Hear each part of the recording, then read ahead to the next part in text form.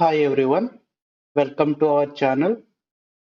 So this is a new series of .NET 6 Web API and SQL Database as backend and Reactjs version 18 as the front end. We are going to implement a sample CRUD example application. Okay, so let's understand how .NET 6 Web API and Reactjs can combinedly serve to the user. Okay, so whenever an user requests some domain, okay, or a website, first the request go to the React.js application. Okay, so React.js is a single page application. So it contains only single HTML file that is called index.html. Okay, whenever a user requests any domain in a particular domain, any route, okay, like example/home or example/profile or example.com/dashboard, like that, any path he try to request, the first thing is index.html get loaded, okay, because it contains only index.html file and it contains JS file references, okay. So JS file is nothing but written in the React.js code, which will be compiled as a pure JavaScript and downloaded onto the browser along with the index.html. Okay, so from this we can understand React is a single page application, right? And everything is carried out by JavaScript code which we write in React.js. Okay, and routing everything. So whenever if you navigate to another page, okay, or another particular route in a website, entire page won't refresh. Okay, means for every page navigation, uh, request won't go for the server, okay, because everything is inside of the JavaScript code. So JavaScript code manipulates such a way that actually we are redirected to another page, okay, without reloading the page. Just it will replaces or paint the new page, okay, per route. Okay, page won't be reloaded, but the new page get painted based on the route.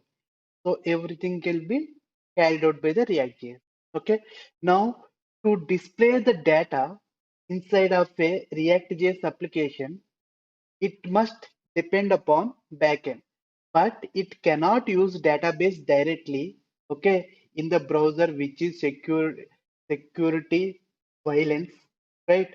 So no one uses database connection string or database connection calls directly into the JavaScript application or the React application or any another single page applications like Angular JS or Vue applications. So what they have to do, they need to depend upon the server side API. Okay, so in this demo, we are going to use the .NET 6 API to deliver the information from the server. Okay, so .NET 6 API for data communication, it will contact the SQL database. Okay, so whenever user requests the page, first HTML gets downloaded. So based on the route, the data or API calls will be invoked from the React.js application. Once the request is received by the .NET 6 API, it's going to fetches the data from the database and return the response as a JSON response, which is understandable by the browser and the React.js application. And so that on successful of the API call, the API response will be nicely rendered on the web page. Okay, this is the request flow. So now what we will do, just try to set up the database and create one database. Inside of it, we will try to create a table. Okay, so to use SQL Server database, we have to install the SQL Server, okay, into our local machine. For that, you can go to this link, which is a Microsoft SQL Server download link, and there you can click on the download button under the develop developer menu, okay, which is a free version and we can use it. Okay, once, so this will install only the database SQL server into our local machine. Okay, so if you click on download button, you will get a setup file downloaded, and you can double click on it and run it, and make sure to install it on your local machine. Since I have already done it, so I'm not going to do that again. Okay, once uh, the server is installed, we need a UI interface for interact with our SQL server very easily. For that, we need to install the SQL Server Management Studio, which is a IDE for interact with the SQL Server. For that, go to this link, okay? Download SQL Server Studio SSMS, nothing but SQL Server Management Studio. And you can click on this link, and on clicking it, you can see a setup file get downloaded. So you can go to the downloaded file and double click on it, and you can install it. So it's take uh, quite some time. So please make sure to install it perfectly. After successfully installing SQL Server Management Studio, you can see a IDE opening like this. Okay, this is the UI interface for interacting with the SQL server. Then you can log in with the your local server. By default, you get a local server with your Windows authentication credentials. Okay. So for this demo, I am going to create a sample database like Reactjs demo. So YT means nothing but YouTube. Okay. So this is create database and name of your database. Okay. This is the command to create the database. So let's execute it. And you can see command is successful. That means our database got created. So if I go to server, expand databases, and you can see here my new database, that is nothing but just demo YT is my database. Okay, now for my demo to implement the CRUD operation, we need a one sample table. Okay, so here is the script for creating the SQL table. Okay, so this is also we have to run it, but before running the script, we need to adjust our database. Okay, so my database is React.js demo YT, because I want to create this supervillain sample table under this React.js table. So before running the script, make sure to select our specified or required database. Okay, coming to this table, this is a simple table. Okay, it contains ID, and which is auto incremented. I am using identity, which means ID value will be auto incremented by 1 on every insertion of a new record. Okay, so this is also my primary key I have specified here, and I have other columns like villain name, franchise, power, and image URL. So some sample columns I have created. So let's run it. So command is successful. If I go to my React.js demo, inside of the tables folder, you can see our new table gets created. To open it, right click on it, and you can select top 1000 records. Okay, since currently it is empty, right? So my table is created. So that means we have successfully created our sample database and table using the SQL Server database. Okay, now to create our React.js application, first, we should contain the Node.js into our application. Node.js server helps to pull the required packages for building or developing the React.js application. Okay, so please make sure to install the Node.js into your local machine based on your operating system. Okay, so once installed, okay, to create the React.js application, there is a command. You can search like React tab. Okay, and click on the top link. Okay, and here you can find the command that is like npx create react app space your name of your project. Okay, it's going to create the brand new Reactjs application. So copy this command. Okay, create a folder at any location where you want to develop our sample. Okay, so this is my folder location, and let me open terminal. So here paste the command, react command, and let's change the name of the application like any name you can give. I give like React 18 CRUD demo and click enter to start the creating application. Okay, creating application takes quite some time, so let's wait for the application creates. Okay, so React project is successfully created. Now to do our work in this React app, we need a IDE.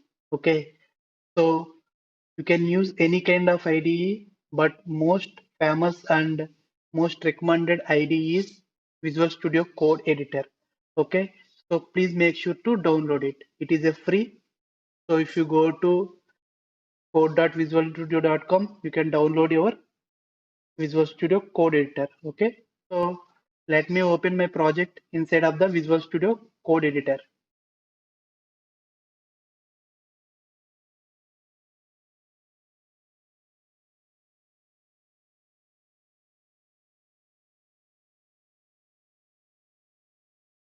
Okay, here is my application, and in the package.json we can observe the version of our React application, okay, which is 18.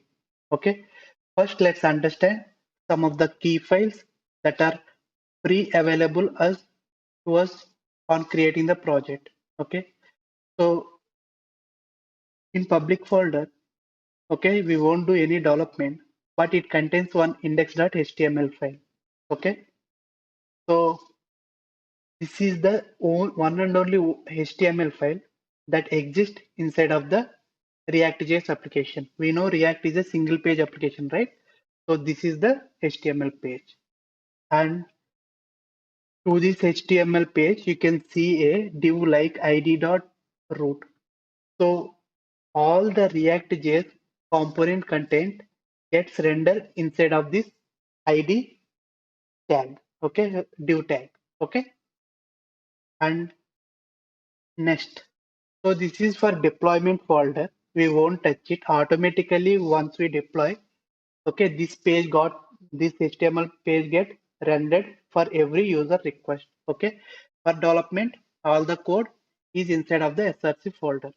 Okay, so in the src folder, index.js is the entry.js file. Okay, main file. Okay, if you observe some kind of code which we cannot understand completely, but if you observe something, it is getting the root ID. I have shown you in the index.html, right? ID tag, every React component content gets rendered inside of it.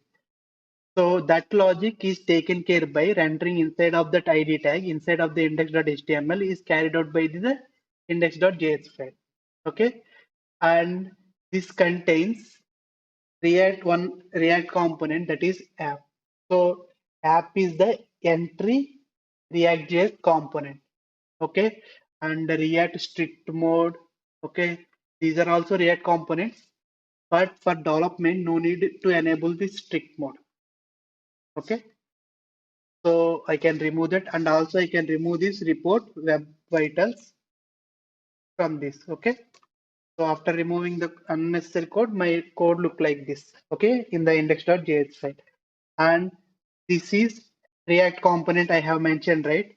So this is nothing but a JS file. Here itself you can find app.js file. Okay, but in React.js we can render the uh, React component as HTML element like this.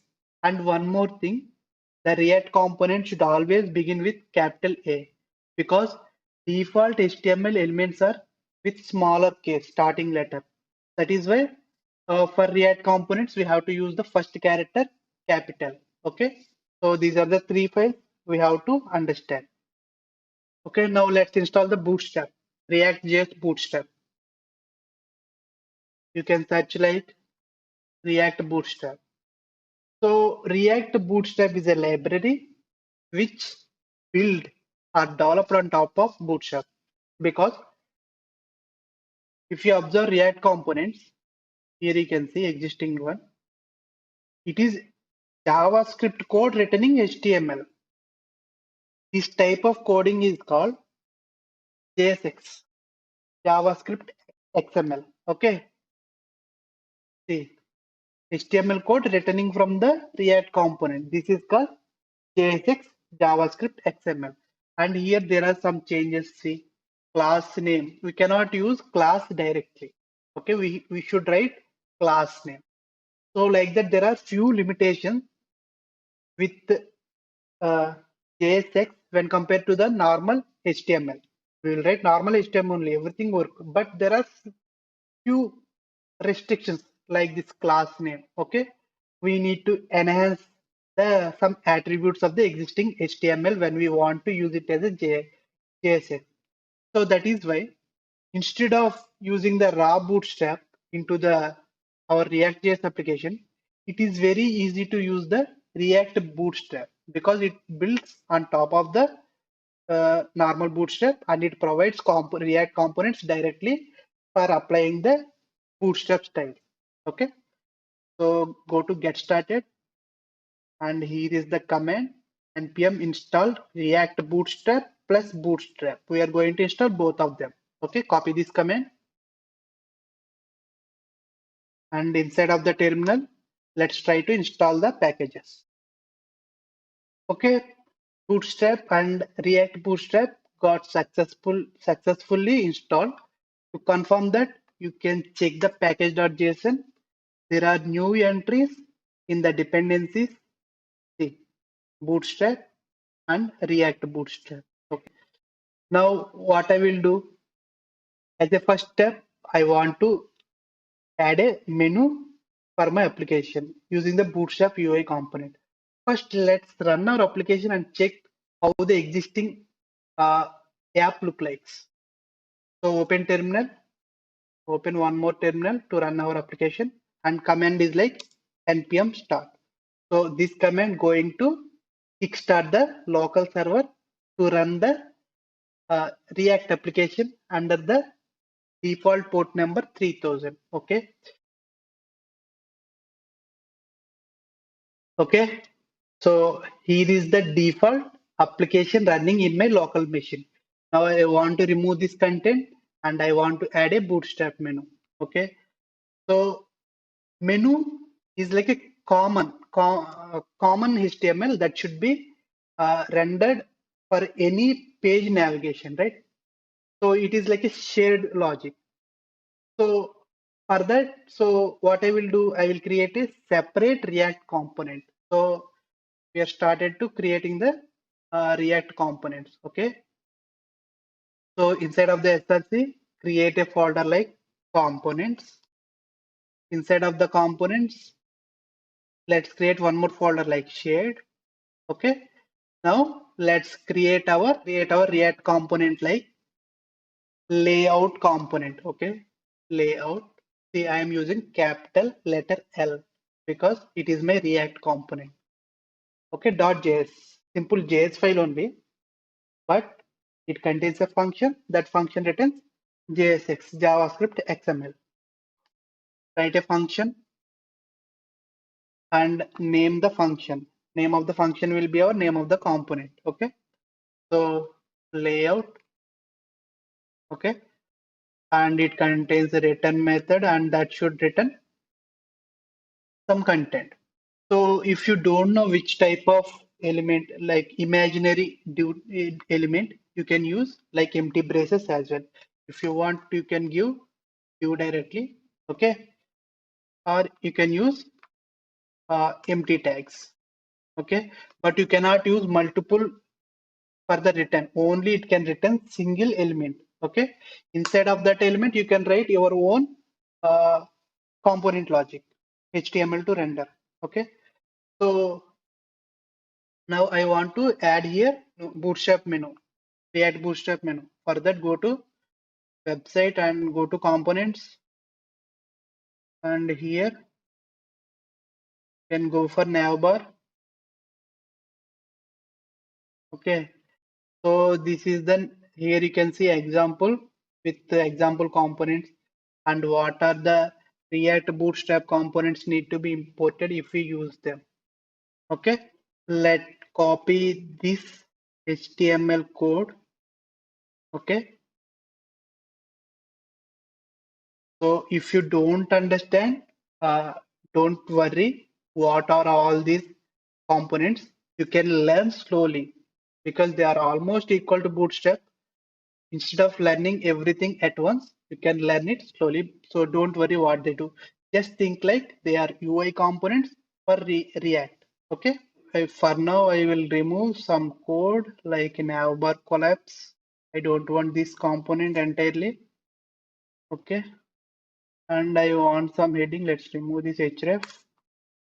And my application name is like supervillains. Okay. Since we are using React Bootstrap components, we have to import their namespaces as well. Like, let's import everything.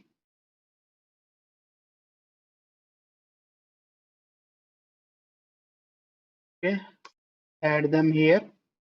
And from them, you can remove unused components because we removed some data, right? So here, faded lines, you can treat them as unused components. So you can remove them. So this is my menu. I want to render it. So where I want to render this app component, it should be shared, right? This should be shared means it should be comes in app component. Okay. So let's remove all these existing unnecessary data. Let's remove this as well. Let's think I have simple h1 tag. Okay. So this is my app component. Okay. Now I want to uh, add the layout component so that navbar will be available to enter my application. So to do that, what we will do, we will use layout as a root element. Okay.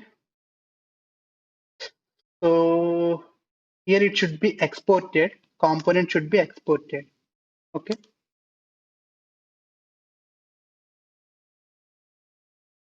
Okay.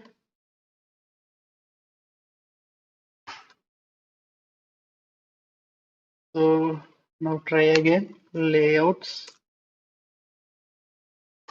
Okay. See, automatically component is imported into the app component. Okay. And I want to render the entire app component, whatever component data is there, I want to render inside of it. Okay. Now let's see how our application looks. I am getting heading, but no bootstrap menu. Why? Okay.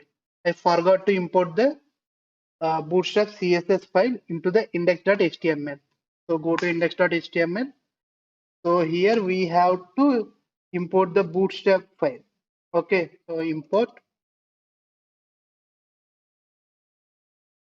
bootstrap dist CSS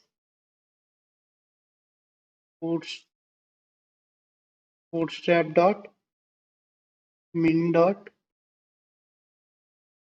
CSS. Okay. This should fix the UI issue. Okay. Now I got a menu, but it is not so visible. So let me redesign it like dark, and I want primary color. For that, I can use a navbar one of the property like variant. Okay, you can check in website, Bootstrap React website, you can find it there. So here I can pass primary. So now I can get nice blue color menu bar. Sorry, my mistake. PG should be primary, background color, right? And variant, dark variant I want. Sorry. Okay. Now I got menu, but my app content is not visible, right? But the content I am is rendering inside a hello world I am rendering, but it is not visible in the UI. That is because any React component, it contains some content inside of it. And if you want to display, we should explicitly render them. Okay. So to do that, we have to pass the props. Okay. So these props can read custom or default properties. So it contains a default property like children. So that gives access to entire content inside of these layout tags. Means whatever HTML is there, that will be accessed from it. Okay. So to access that, props dot children. Okay. This will give access over this any content inside of this layout tags. Okay. So we want to render it, right? So to render it after the navbar, that content should be rendered. So what I will do, I will create one more container. So this container is a React Bootstrap container, and I want to render it here. To render any expression or data in React component, you have to open single flower brackets. Okay. Inside of it, we have to pass the dynamic data we want to render. Okay. Now we can see hello world text must appear. See. So that's it. A simple navbar, how we added and how we set up the React.js application. Let's create next. We are going to create the .NET 6 Web API application. So in this video, we are going to create .NET 6 Web API application, and we are going to install NT framework core, and then we are going to configure database context. Okay. First, let's understand what is API briefly. Okay. Web API is a framework for building the HTTP services that can be accessed by any client like browser running application, mobile running application, or desktop running application. Okay. In simple terminology, API is application programming interface. Means an interface module that can be programmatically function that can request via HTTP calls to save or fetch data from the server. So this is a application. So it contains a modules or functions where we can request them for getting the data or sending the data. Okay. So if you observe, this API depends upon database for fetching the data, because obviously data will be stored in database, not in API application. So they are connected internally, and API requests the data from the database. Okay. And that data converted as a JSON and returned to the clients like applications running on the browser, desktop, or mobile application. Okay. That is the brief overview of the web API. Now, to create a .NET 6 Web API, we can either use two IDEs like Visual Studio 2022 or Visual Studio Code Editor using the .NET CLI. Okay, the most recommended is Visual Studio 2022.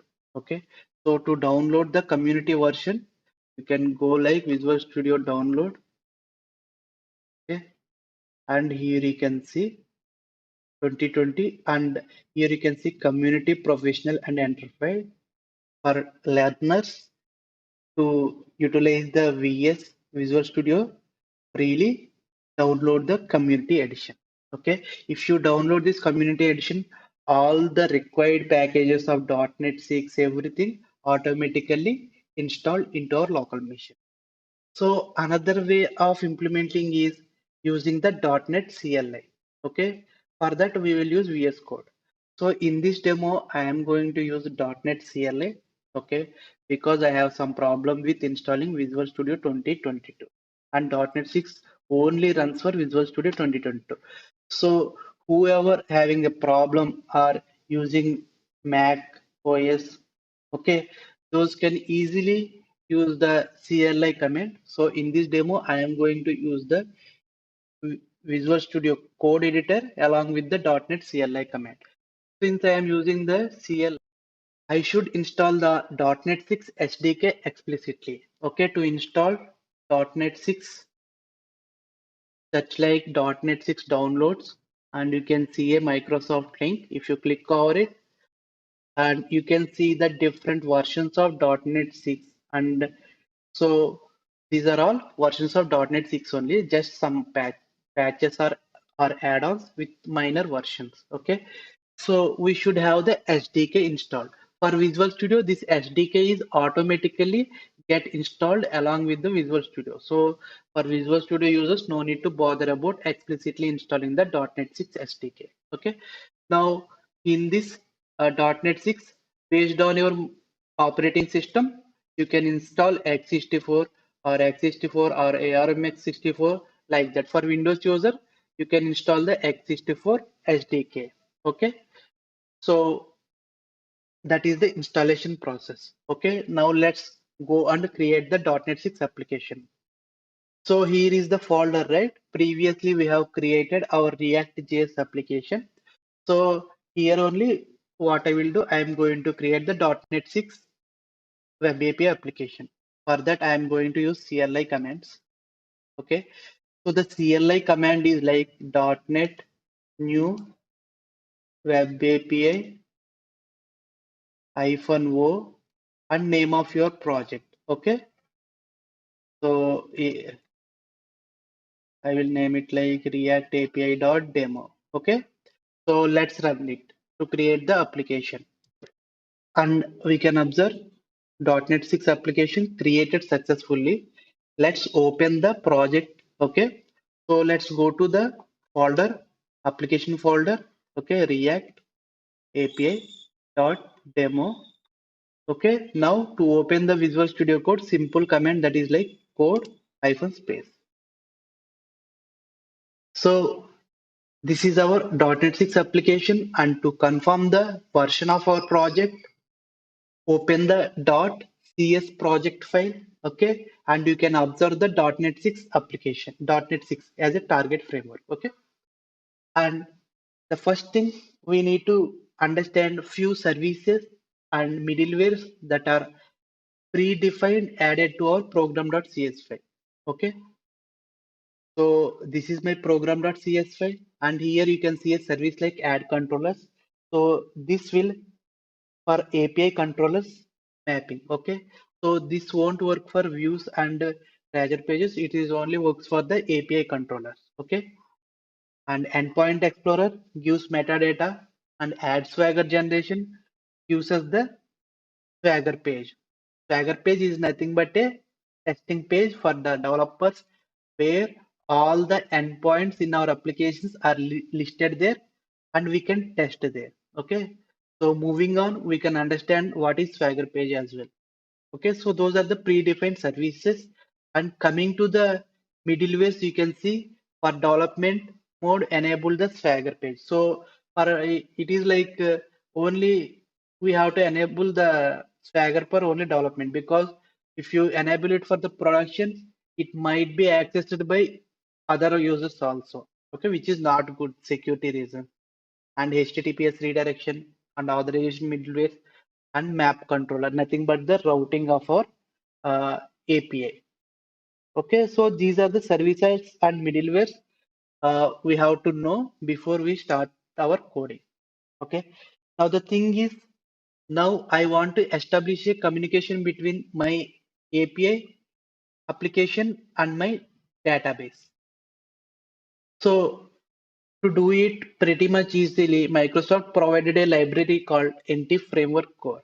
With the help of that library, we can establish the connection setup very easily. Okay, so let's install it. So we have to search like EF core NuGet. Okay.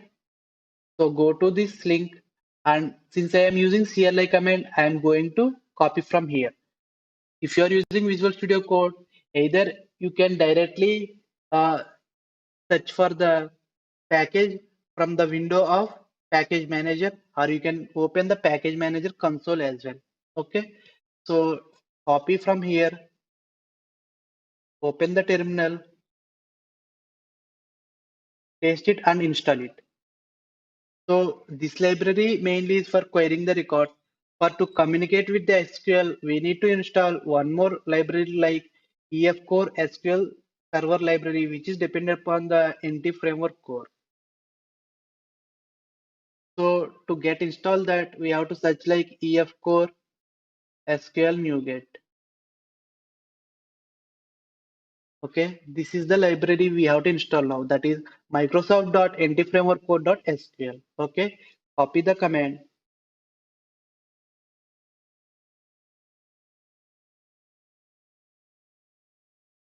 and install it. Okay, after installing the packages, we have to add the connection string into our application. For that, I am going to add for the demo purpose in the app settings.development.json. So here there will be a default property like connection string. Inside of it, we have to define our connection string property name. So I will define like Reactjs demo connection. Okay. So here, please add your connection string. Okay, like this, add your connection string. So it is very easy to frame your connection string. In the connection string, we should have the data source. Data source is nothing but name of your SQL DB server name. It is my local DB. Okay. Next, you should have initial catalog. That is nothing but the database name. Okay. So my database name is little bit different. Let me change it. Okay, that is my database name. So integrated security true, that means I am using Windows authentications. If you are not using Windows authentication, you have to specify like username equal to your username colon password equal to your password colon. You should define like that. And connection time, the timeout is added here, and encryption false. It is normal plain text only, right? And there are some additional settings you might no need to add, but just I added it. Okay. Next, we have to develop our database context. So what is database context means? It is a class that acts as a database inside of the application. Okay. So it is replica to our SQL database. Okay. It will contain set of registered classes. Those classes again represents the SQL tables. Okay. So first we have to create our table class instead of creating our database context class. Okay. So here my table is supervillain, right? For that we need to create one class. So this creating classes and database context approach is called code first with existing database, means I am going to consume the existing DB with my code. Okay. So what I will do, let me create a folder like data. Inside of it, one more folder, sorry for that, entities. Okay, so this entities folder contains all my table classes. So I am going to add my new table class here, that is supervillains.cs. Now, in this entity or a class, we have to define all table class column names as properties. Okay, so let's copy all the names and let's create them as a properties.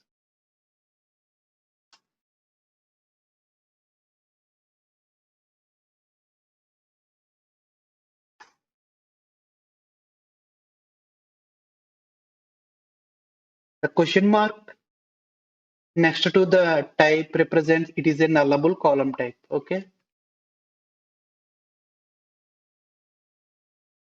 means it will accept the nullable.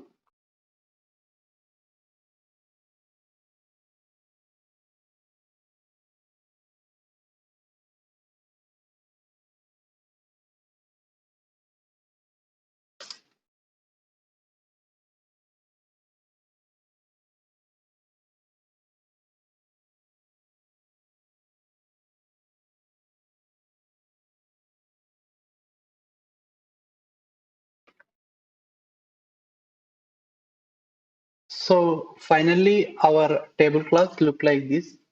The thing we have to do now is we have to define our database context class. Okay. Database context class name in general, it is good to give the name of our database. Okay.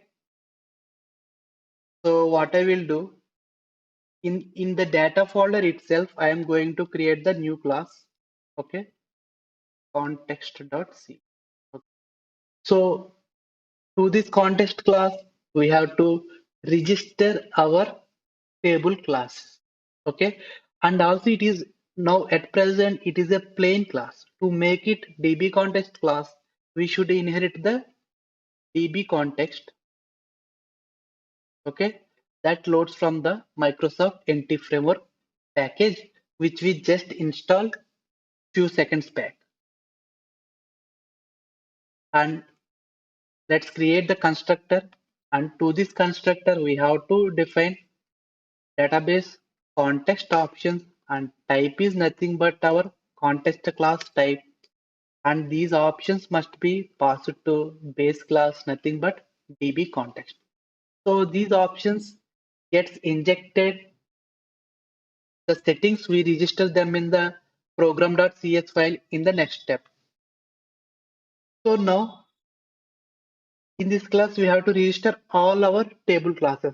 To register the table classes, we have to register them as a properties by encapsulating around the db set. Okay, db set represents that type is a class, table class type, and my class.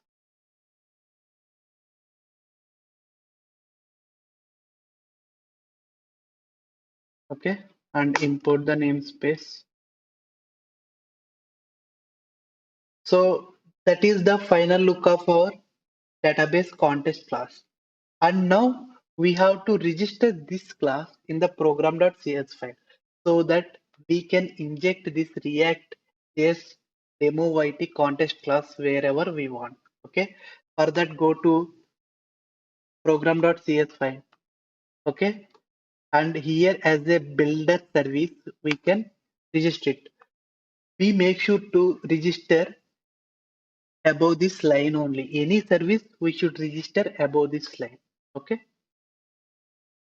Builder.service.add db context, and here we have to pass our db context type. Okay, and import the namespace, and here we can configure some settings like passing the connection string, like those things. Okay, options start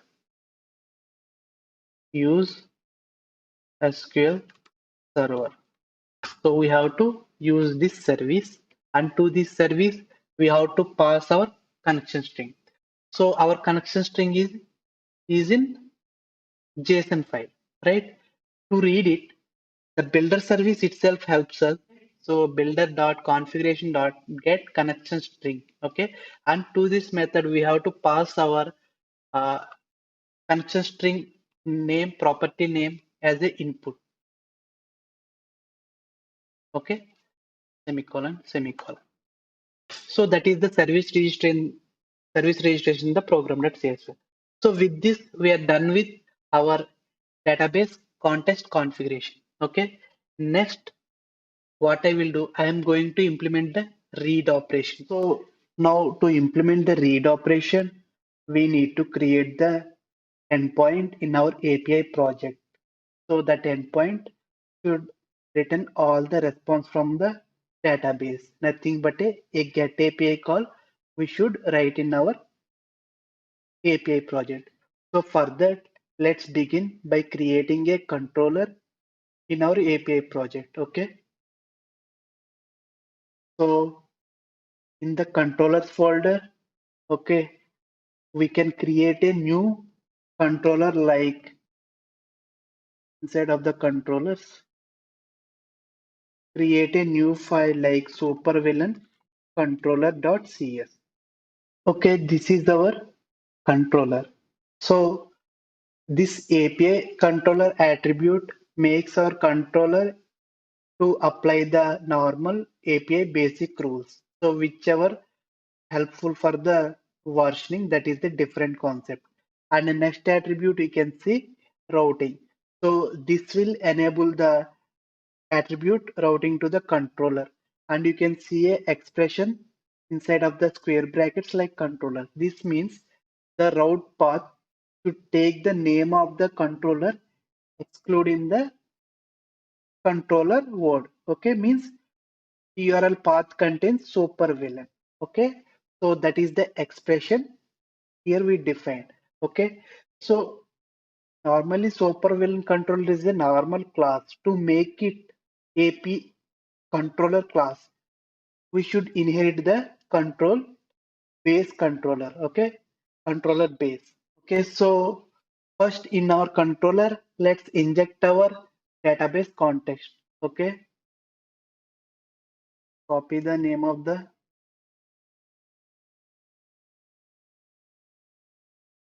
the context, and let me create a read-only variable like,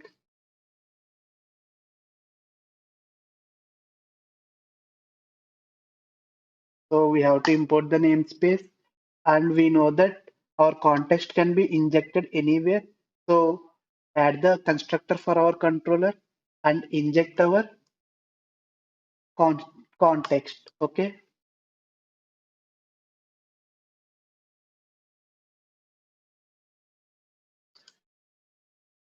Now to create a get endpoint, we have to write HTTP get action method inside of the controller. Okay. So let me create an action method here. So public, I want to create a asynchronous action method. So async and task, and the general type of API return type is iActionResult.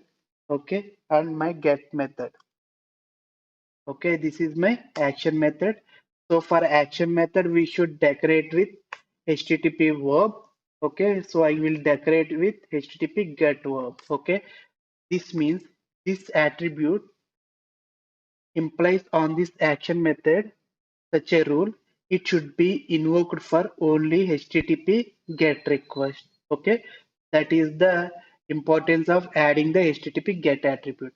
And for controller, we added route, right? Same way, if you want, you can add the route, means remaining part of the URL, you can specify here per action method. But in general, when you have single get method and it with the naming convention of the method like get itself, we no need to add the route explicitly. If there are multiple HTTP get decorated action methods, in that case, okay, in that case, we need to specify explicit route on action method as well.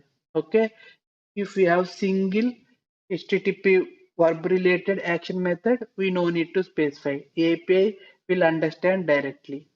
Okay. Now inside of this, I have to write a logic for fetching all data from my database. We know that database context is a replica SQL database. That means if you want to talk with SQL database, we can use our DB context as the mediator. So I want all collection of villains data from my database. Okay. So what I will do, since I am using asynchronous call, right? Await. Okay. And use the database context. Okay. Dot. And we know we have registered our table name, right? Supervillains. You can access this. So this will give control over our database context. Okay.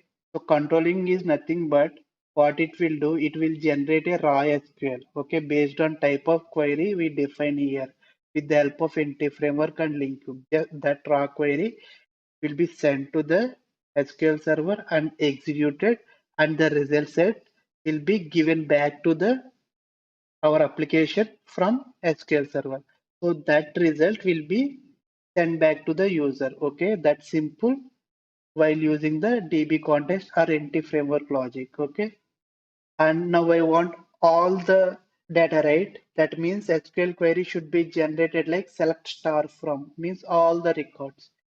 To do that, we can use the link queue extension, Entity Framework link queue extension method like to list, but we have to use asynchronously. That call should be asynchronous. Then I have to use async. So to get this async, I have to import the namespace like Microsoft.entity framework core. Okay. So this will simply generate a raw SQL query. Okay. I will show that raw SQL query in my terminal console when we call the API endpoint, right? So in .NET 6, it automatically writes all the query generated from the entity framework. So you can understand more easily what entity framework is doing here. Okay, and now I got the results. I need to return as a response, means successful response. To return successful response, we have a method like okay, which returns 200 response, and to this method I can pass my data. Okay, so with 200 status message, this response will be delivered to the consumer whatever invoke our API. Okay, so that's it. This is my simple action method.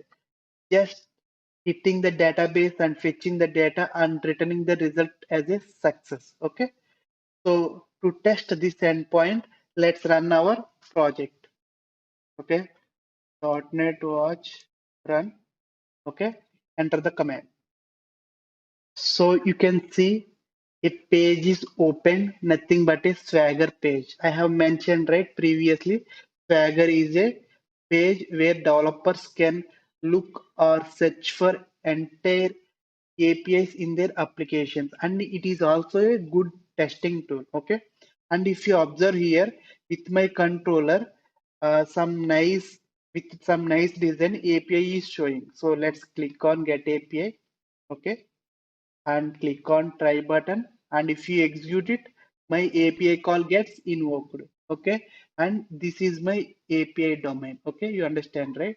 So inside our API only Swagger page will be there, which is available through the Swagger library, which is automatically installed when we create our .NET 6 application. Okay, now I have dumped some sample data in my database.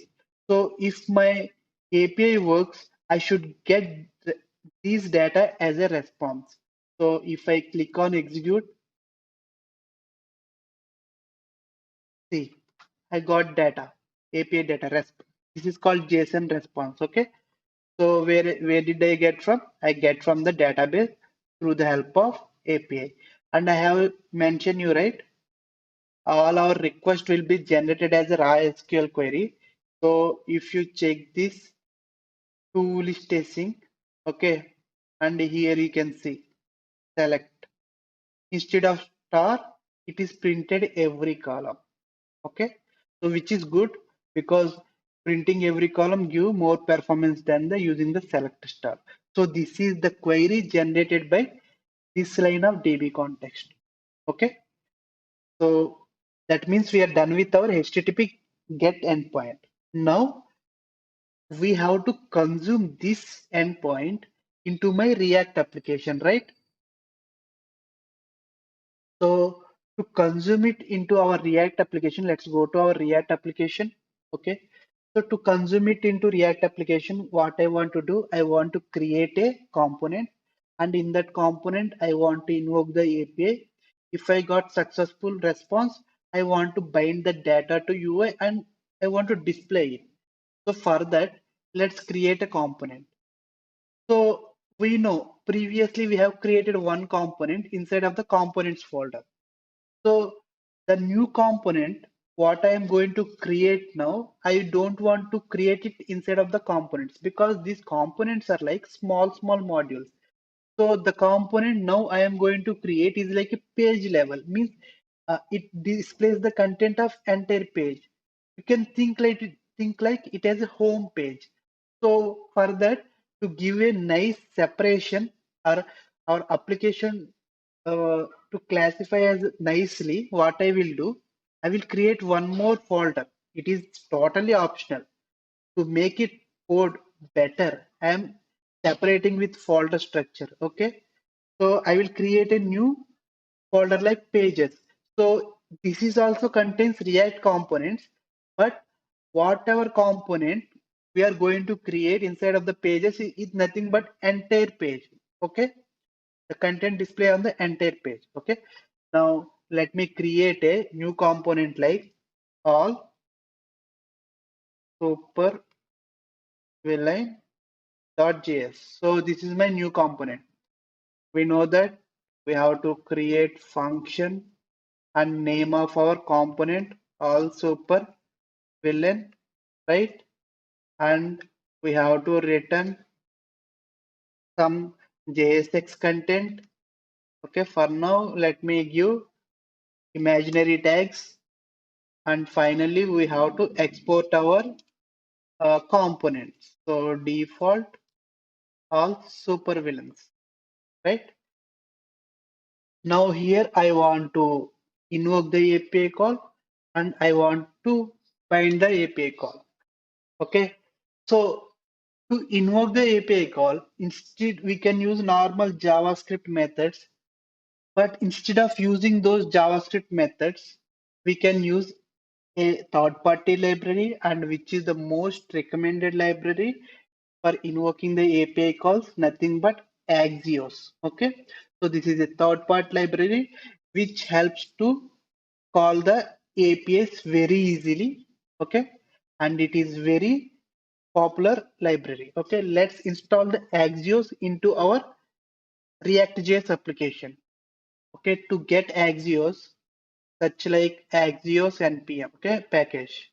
So go to the link, and here you can see on right hand side command to install the Axios. Copy it and get back to our React.js application.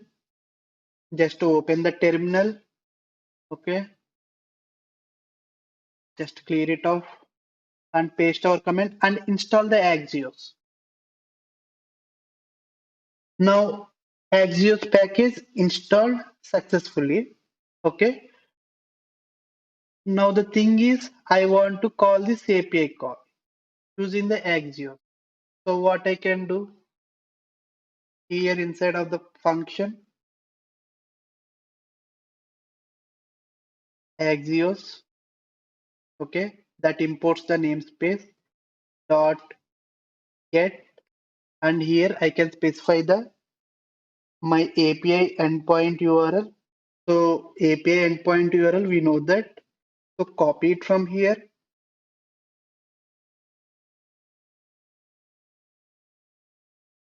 and pass it into the get method, and we can listen for the response using the then.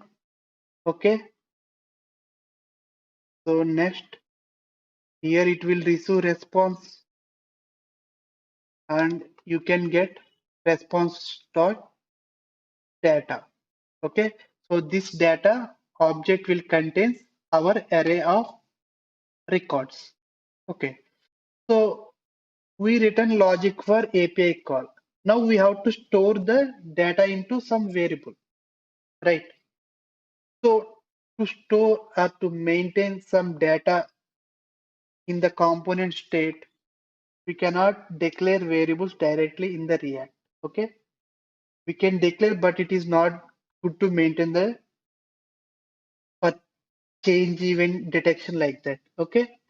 So for that, what we can do means we can use a React feature that is use state.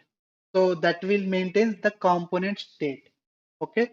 So use state. So let me initialize use state. So that that gets loads from the React library. Okay, and it will be some method, and the first parameter to this method will be the initial state, nothing but the initial data we want to store. Okay, initially our API will not have a call immediately, right? When the application loads, I want to assign some empty array to my variable that's going to store my data. So this means the initial value is empty array, and we have to assign it to the variable. So for use state, we have to create a variable that is like array of properties. Okay, so constant array of properties equal to, and here I have to specify one property name. Okay, so what I will do, it will contains all my supervillains data, right? I will call it like supervillains. So this property will hold this whatever data we put here. If you put some array of data, that data will be assigned to this variable. Okay. Initially we are giving empty array, right?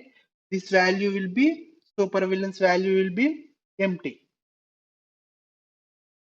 So, but we cannot update this variable directly. To update this direct variable or the data inside of this variable, we have to use another variable.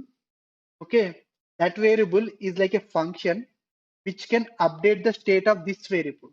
Okay, I will name that variable name like set supervillains. So this is a function.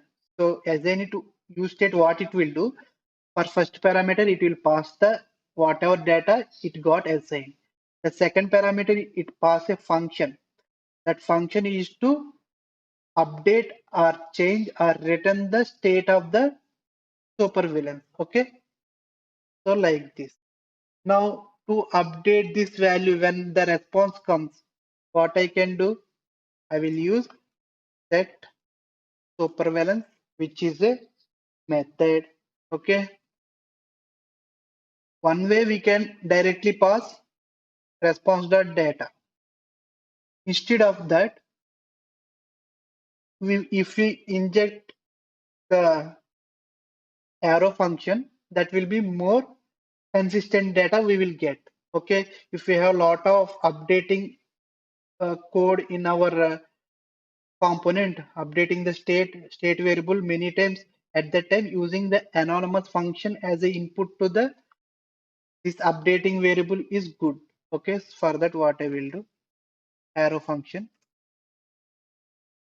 and this arrow function will contains a variable, any variable, some data, existing data. Okay, this existing data is nothing but the value already exists in this variable. Okay, so using this method we can modify the state of this variable in any way if you want. Okay, and finally I am returning entire new data, that is response from the API. Okay, from the data. So here what you are doing, just updating the supervillains using the set supervillain attribute. But there is a one drawback to write the Axios call like this. Why? Because whenever this supervillain, which is a use state variable, changes, entire component get refreshed. That means again Axios call get invoked. Again Axios call gives the response to the set update. Means again we are updating the our use state. Again component get refreshed. That means it's going to infinite loops. That means we cannot call API call directly in the components when we have a use state variable. So how we can overcome this problem? To overcome this problem, we have another feature from the React, that is use effects. Okay, so use effect, that is also loads from React library. It's going to take two parameters. One is like a arrow function.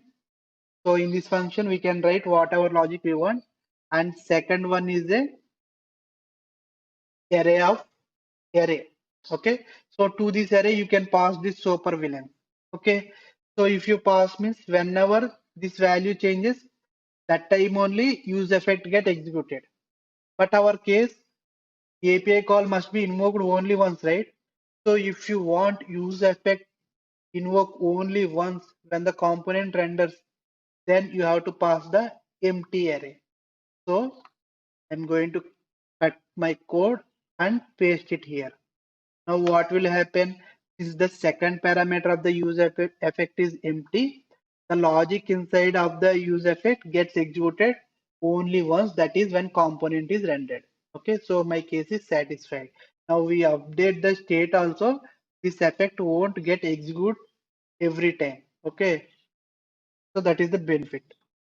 Now I am able to call the API call and I am able to store the data. The thing is, I want to render it. Okay, so let me use the React bootstrap component for rendering the items. Okay, now just go to the React bootstrap website and go to components. In the components, let go for cards. I want to display UI each item as a one card. And here we will have a one design. Let me go there. So I want to use this kind of design. Okay. So what I will do, just copy this row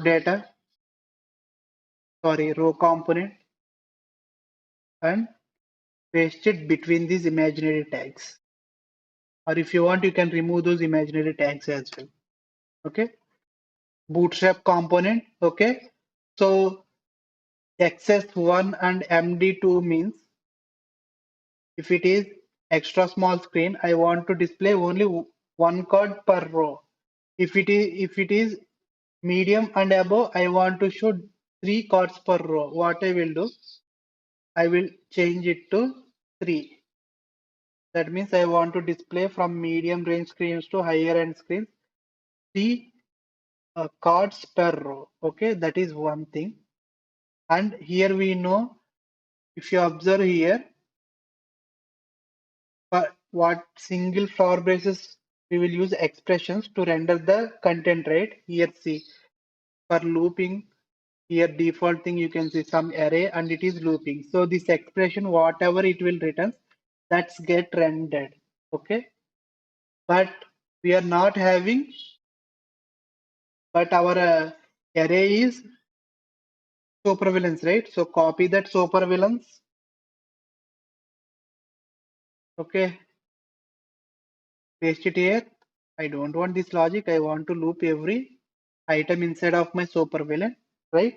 So I simply change the index. I don't want SV. Okay, my supervillains item will be looped. Map means it will iterate each item in the array inside of the supervillains. Okay, and now here when we looping the items, we have to add some key attribute to the main item which is looping. Here our looping item is call, right? So to this I have to assign a property key so that it won't get some compiler issue. Okay, so here what I will do, sv.id. ID is nothing but from my API I have ID property, right? I am binding so that uh, entire this column will be unique. It will have its own ID. Okay, so this logic just for compilation to avoid the compilation error. Okay, here I want to find my image, right? So we don't need to use quotations, double quotes, simply assign the single bracket and sv dot go to our API and image URL, copy the property name. Okay, so image gets rendered there. Okay, and here at the title I want to render the villain name. So for that what I will do, sv dot what is our villain name property, copy that and paste it over here.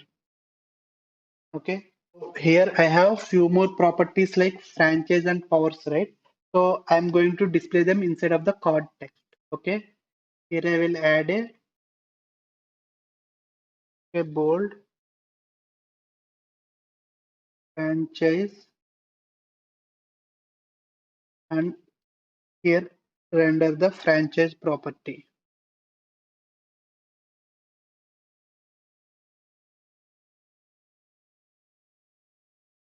And just copy and paste it down the context again, and here powers. Okay, powers. So that's all the properties we have to bind to this card. Okay, and the thing I need to do here, let me give margin top 1. Okay, I think so far so good. Now to render this component, we know our app component is the main entry component. So let's render our all super villains component inside of the app component. So go to app component. Let's remove this hello world and let's add our all super villains component. Okay. Now let's run both our API project and our Reactjs project. Okay. Since our API project already running, let me run the Reactjs project npm start. So here it is showing some errors that are like row column are not defined as I missed it to add the references, their naming references. Go to bootstrap website, okay, and copy all these import namespaces and get back to our component, all supervillain component, and add them here. Okay, now let's check our application. So now it is good. I am able to see menu, but where is our data? Not coming. So inspect element. So here we can see an error that regarding to API. Yes, cross origin issue. Why cross origin issue happening? So go to networks, and if you see here, it is clearly showing server is rejected because server API server running under the port 7024. Okay, in real time it will be a domain. For our, here for our local, it is a localhost column port. That is our domain. Okay, so it is 7024 and our React application running on localhost 3000, which are two different port numbers. So server is not trusting our React.js domain. Okay, so server just throwing the request, rejecting the our React.js request. You are not supposed to access my resources. Okay, now to fix this, we have to enable the CORS at our server application. Okay, where we register our React.js domain at our server, so that whenever our React.js application invokes our API URL, so API URL, API then checks those parse rules, and if it found the domain of our React JS, then it will understand. Okay, this is my client. I can deliver my response to this. Then we won't get this error. Okay, for that, let's go to our API project. Okay, and in the program.cs, first we have to register our course service with some policies. Policies are nothing but some rules or constraints we have to impose. Okay, so builder dot services dot course here options. Okay, to these options I have option like add policy. Okay, here I can specify some name React.js domain. Okay, and to this policy, so policy rule is it will be anonymous function policy dot, okay, with origins. Okay, here you can specify comma separated domains whichever we want to allow. here for this domain, I just want to allow my Reactjs domain, right? Copy the domain name, okay, and paste it here. If you have another domain, then paste it here. Okay, like that, whatever domains you want to give access to your API, you need to register them. Otherwise, you are going to get rejection from the API like course issue. Okay, and here one more thing, the domain name should not be end with any tailing slashes or some URL. Okay, remove that slash. And along with that, I will add few more additional like allow any type of header, just an optional, but I am adding allow any kind of method. Okay. Similarly, allow any kind of header, allow any kind of method. You can use allow any origin. Okay. Instead of using with the origins, you can use any origin. That means anyone can consume our API. Okay, which is a good sometimes based on your business. Okay, I'm removing G. So semicolon, semicolon. So that is my service. Next, we have to register the course middleware, and to that middleware we have to pass our policy name. Okay, so that middleware must be above the map controller. What I will do, I will just do above the authorization middleware. Okay, app dot course, use course, and to this we have to pass our policy name.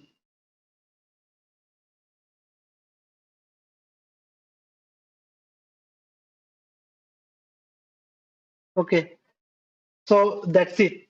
Now our application accepts any request from our React.js application. Okay, let's rerun the application again. Let me stop this and rerun the application. So our API is up and running. If I refresh my React application, now I should access the API call.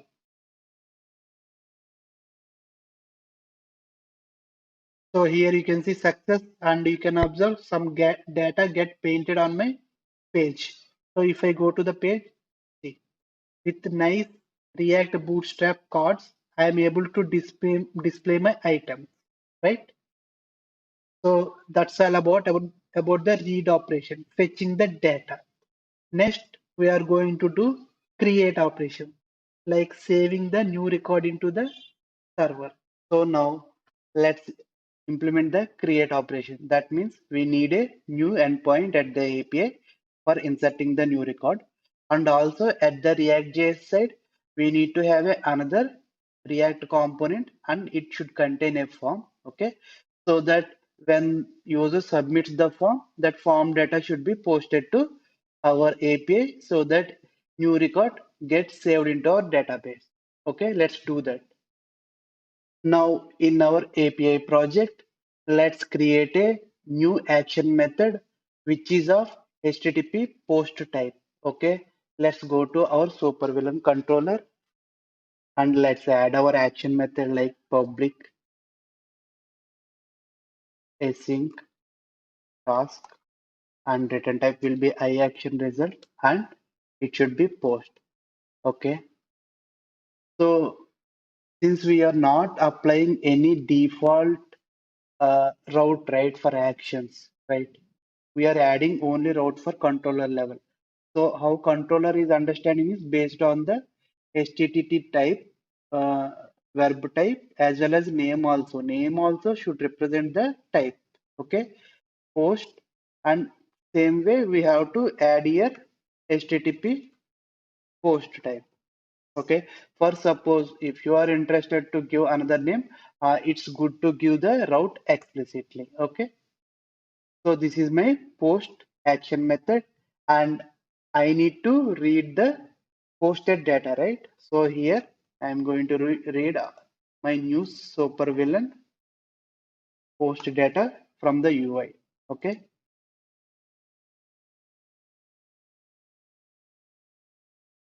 okay, now we have to attach this new data to our DB context. To do that, context dot and our class is supervillain class, and there is a method like add. To that method we have to pass our payload. Now we are attaching the our new record to the supervillain table which is present in the context. Okay. Now to save this to record, to save this new record to database, we have to call db context dot save changes async. So save changes async will just insert or update any record that was attached to the context. Okay. Internally, context will maintain a state like if something new is added, like a state is added. Okay. If it is contains added state, whenever we call save changes, then it will generate a insert query and that will execute against our SQL server. Okay. And finally, okay, I am returning same payload, whatever user sent. But user won't send ID value. Is supervillain have a property like ID, right?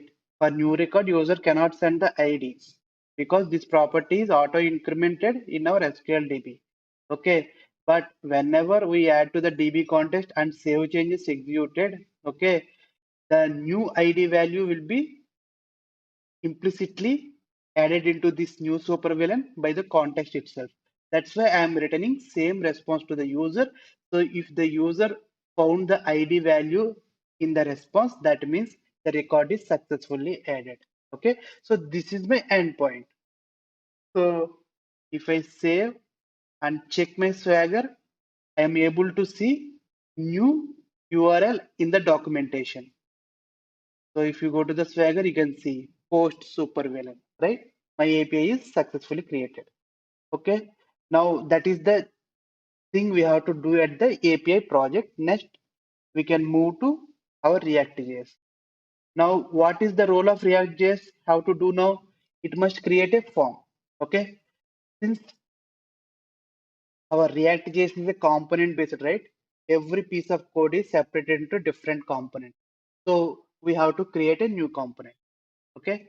So all supervillains, if you observe all supervillains, we are displaying, right? So this is like a home page. Okay. Now supervillains, the form we are going to create is another component. That means that is another page, right? That is why I am going to create the this new React component in the pages folder. Okay, we have pages folder, right? So here I am going to create a new React component. Okay, I will name it like add supervillain.js, and we know that function and name of our supervillain. Okay,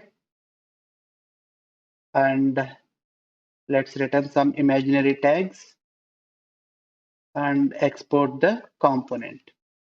Default add supervillain. Now let's add some React Bootstrap form fields. Okay, so go to React Bootstrap website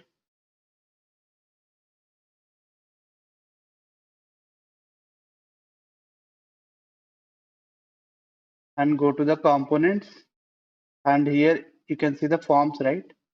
So from here I can copy elements from here. Okay, so what I will do,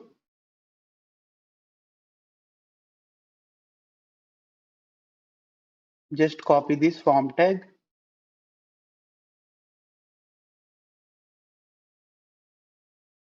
into our add supervillain component.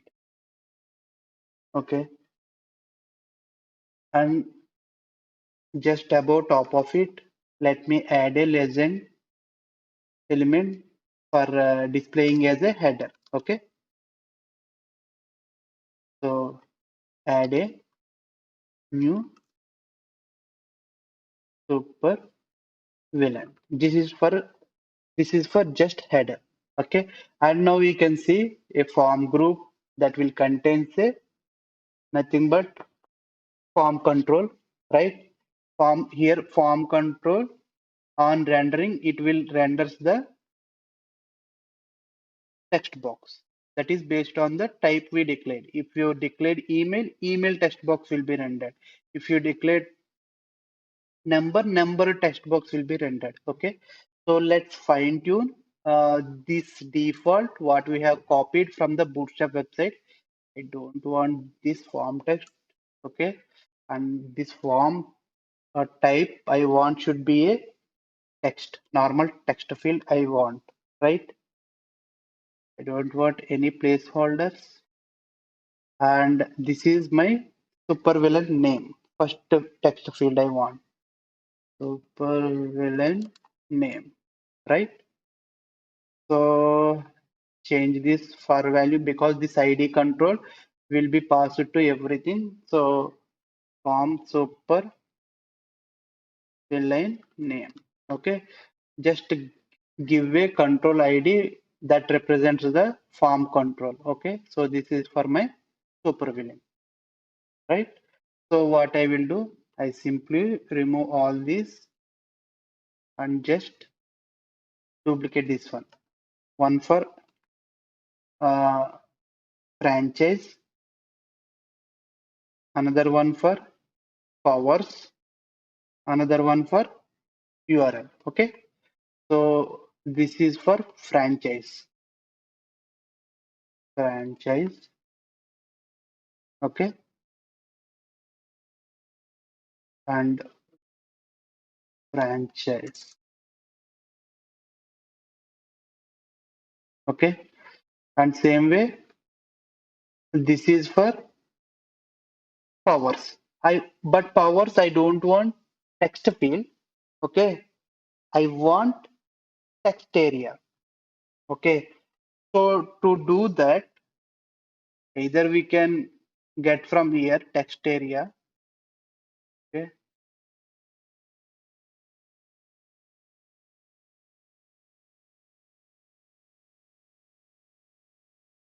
form controls, go to form controls, and here you can see for text area bit different.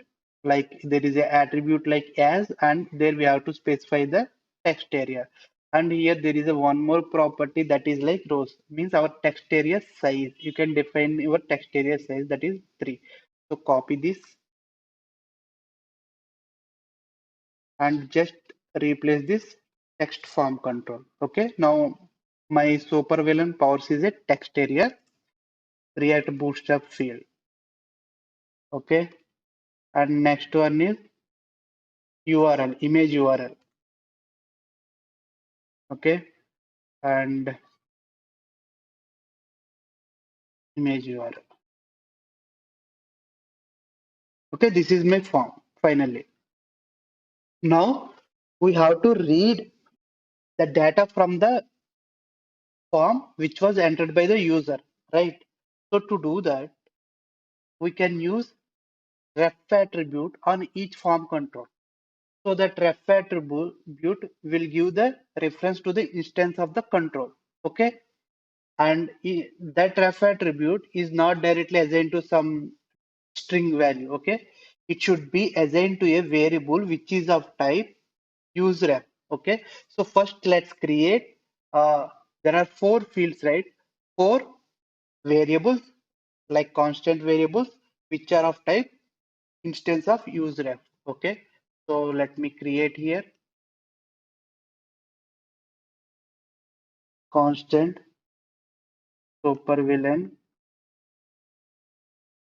name. So here we have to assign its value as useref. Useref. Okay, that loads from the React library, and you can pass initial value. Okay, whatever data here empty string, right? Empty is the initial value. And same way, I can use franchise, and it will be also empty since our form should be empty, right? Initially, so everything will be empty. Hours useref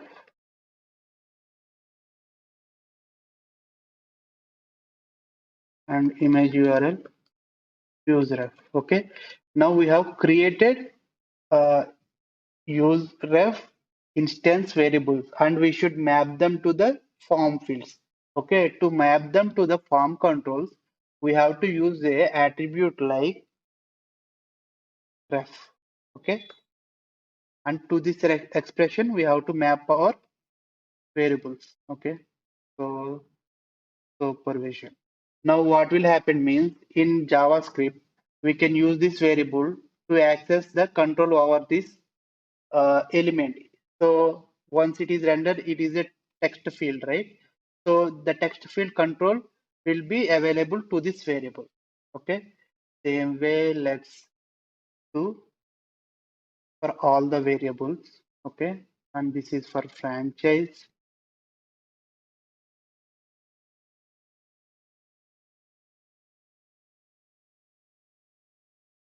And this is for powers.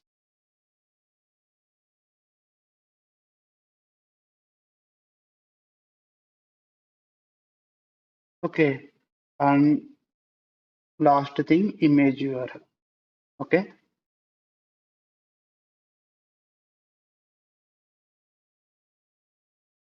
so far so good.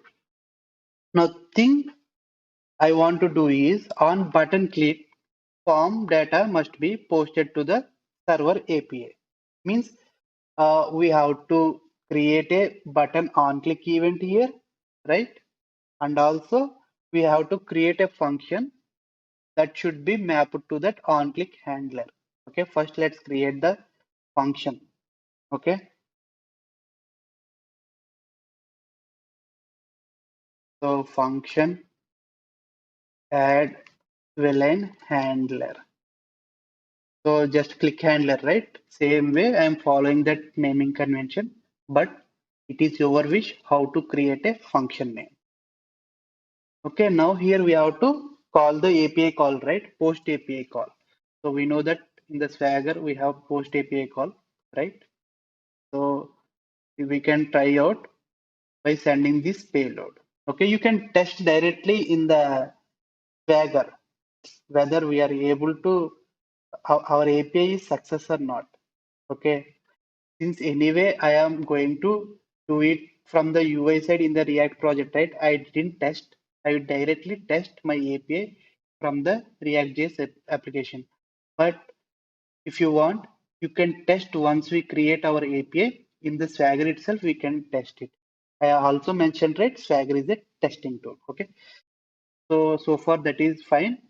Now let's call Axios for invoking the API call, and it contains previously for get request we used get method. Same way post request, right? This is we have to use post method, and the URL will be no change in the URL. You can get from the all supervillains. Okay, same URL. So based on the HTTP request type, the action method at the server gets executed.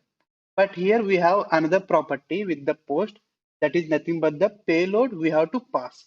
So payload is nothing but our form data. So let's prepare the payload. So where payload equal to, so here is the example payload. Let me copy this and paste it over here. Okay.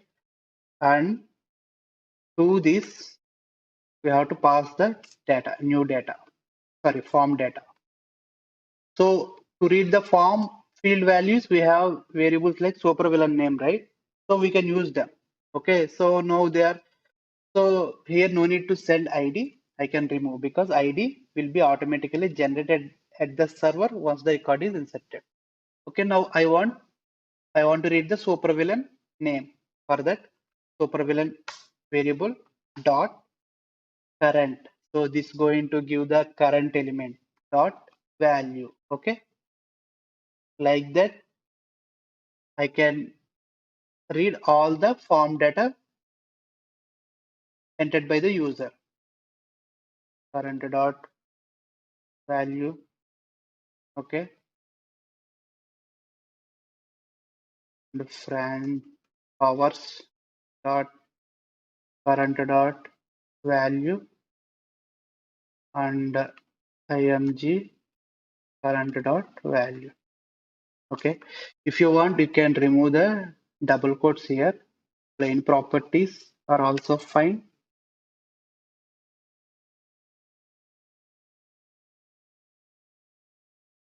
So now I have my payload, so I can pass it as a second parameter.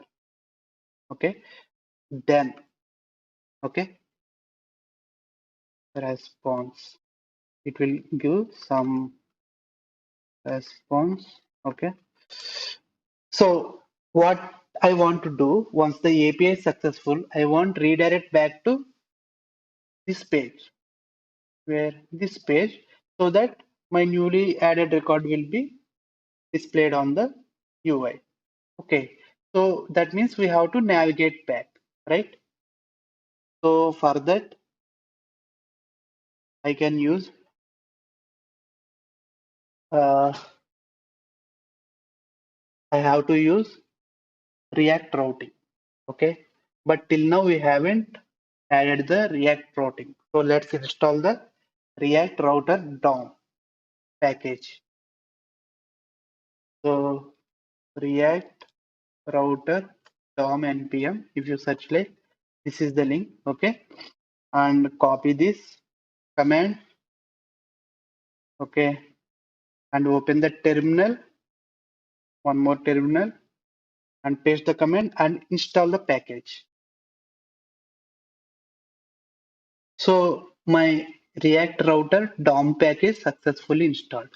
Now I can use the navigation configuration. Okay. Now here let me create a one more variable like const navigate, and its type will be use navigate that loads from React router DOM. Okay. So this is going to give the instance or control over the navigation. So now what I can do, I want to navigate to home page. For now, in our React application, there is no routing added, like a home page, a index page, something like that. There is no routing, right? In the next step, we are going to implement the page level routing. Okay. So for now, here what I will do, navigate and open braces, specify slash. Slash means just navigate back to home page. Nothing but uh, this is our home page, but we don't have other pages till now, but we are going to add them now. Okay, so I have implemented navigation also. Now, what I have to do? I need to enable the page level routing in the Angular. For that, we know our page components render at app component, right? So here we can configure routing. So to configure route, instead of directly giving the component inside of the layout, what we have to do means we can use routes, okay, and route, okay, and this route contains path. So this is my home path, okay, and it's going to have another attribute like element, okay. So for this part, which type of component you have to specify, that must be added into this element, okay. So home page, we know we want to display all our superhumans, right? So simply assign it there. Okay, that's it. Same way, we are going to add one more route, and here we have to specify like add supervillain is my new route name for our supervillain form. Okay, now here I have to pass my new component, that is add supervillain, right? So this is how we have to configure the routing in the Angular application. So whenever user request home page, these elements get rendered on the page.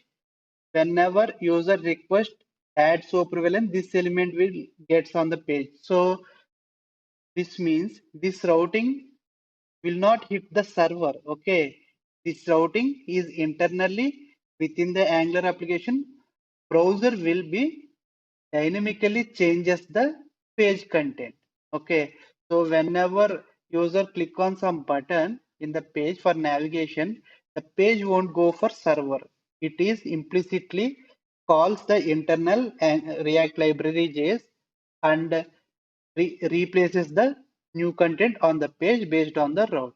Okay, and also to work these routes perfectly, or to make these routes work, these should be encapsulated around the browser router, so that we can do at the index.js. Okay, so instead of directly rendering app, okay, we can wrap it around browser router that also loads from React DOM.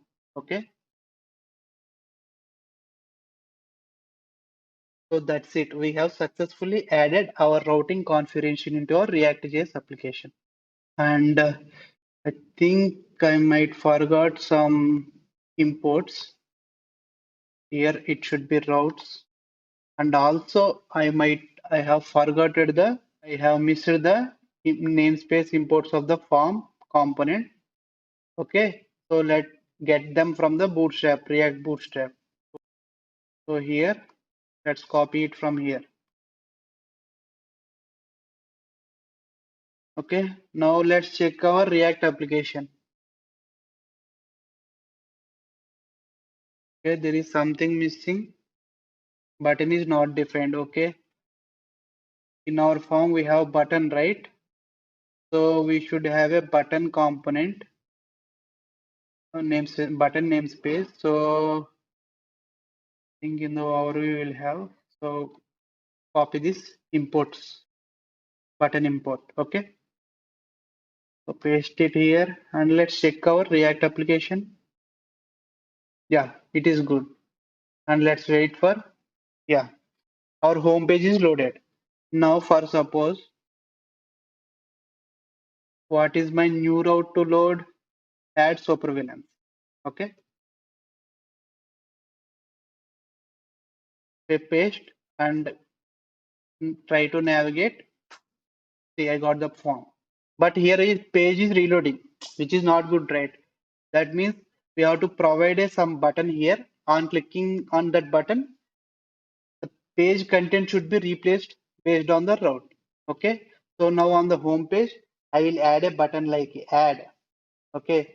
On clicking that button, user will be navigated to the form where he can add the new record, new item. Okay. Let's go to our React application and go to our all villains component. Okay, here let me create a one more row, bootstrap row component. Okay, and here that's, so I want padding margin top to. Okay, so what I will do, I will use class name. We know, right, we cannot use class directly on this JSX. Okay, we have to use class name to apply the class rules. Okay, margin top to, and my row should contain a column, right? So column component. Okay, and I want the content inside of this column at the middle, almost middle. For that I can use MD. Okay, pass a array of span and offset, means both the sides leave 4 rows. So our content will render at middle. Okay, and now here I can add the button. So let me copy the button from here. Similarly, yeah, here one more thing I forgot. I haven't registered my add villain handler to the click event of the button. So first do that in the add component. I missed it. So on click, okay, pass the name of the function. That's it. Okay. Now copy the button and go to our super villain. Okay. Now I have to specify here click function. Means I have to create a new function for navigation here. Right. So here what I will do, here I want simple navigation functionality, right? So I won't create any explicit uh, function in the component. So what I will do, first let me initialize a variable for navigation, const navigate, that is equal to use navigate. Okay, so what I will do here, I will directly create a arrow function. So in that arrow function, I will use navigate variable and I will simply pass the route of our supervillain. So far I think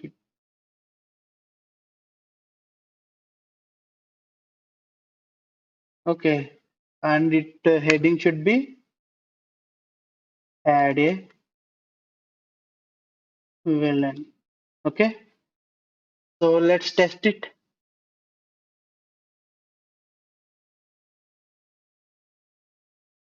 Okay, I forgot to import the namespace. So here we have imported namespace, right? Copy that, add it here.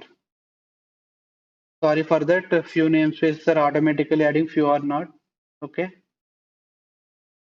so I got here, but my button is not middle. Why?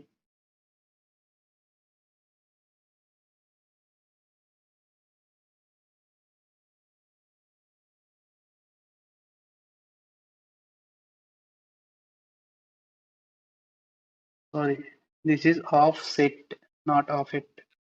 I think it should fix it now. Okay, somewhat better. Now, if I click on this, please observe here this circle is there, right? It will only reload when the page request sent to the server. If I click on the button, it won't reload because request won't go to server. So that is single page how it works. Okay, the content inside of the page automatically replaced or repainted based on their routes internally with the help of JS code. Okay, so if I click on add villain, see I navigated to this form, but page is not reloaded. Means library itself helped me to render this component. Okay, now let me add some sample data so that we can create a new villain. So I have already saved some dummy data. Let me insert it.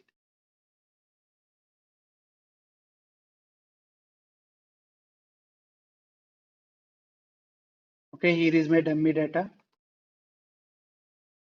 So name of my villain, DC franchise, and let's get his powers. Okay, and image URL. Okay, so this is my form. Now I want to submit. Let's check network call also, how we are posting our payload to the API call. So for that, open the developer tools and click on the network tab. So click on submit button.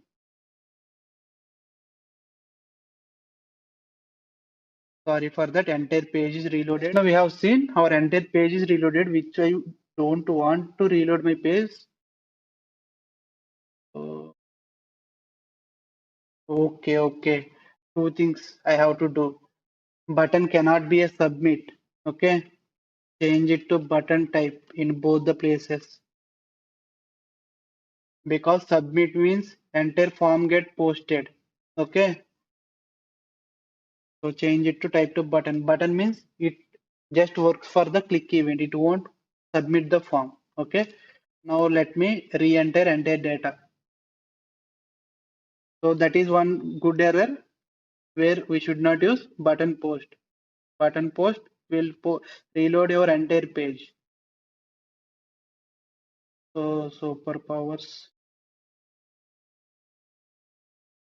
franchise DC and the image URL.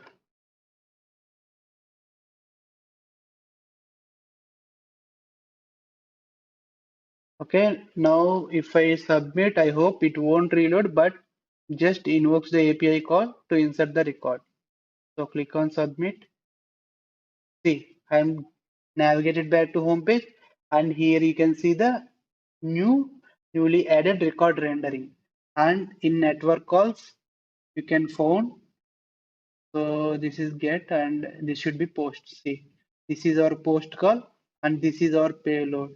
And it is successfully saved or not, we can check by observing the this data. Okay, so here ID is coming. So that means we have successfully inserted our data into the database, means we have successfully completed our create operation, right? Next, we are going to implement the update operation. Now we are going to do edit operation for updating the items. Okay, so for that we have to create a update endpoint at API project, right? But for update operation, update endpoint isn't enough because we need one more endpoint for fetching the record that to be updated, right? Because whenever user clicks update form, initially it should display some data, right? So for that we need to have a get API, okay, which fetches the item by its ID. Okay, first let's create that endpoint get item by ID, and next we will create update endpoint. Okay, so now we are going to create two endpoints in our API project.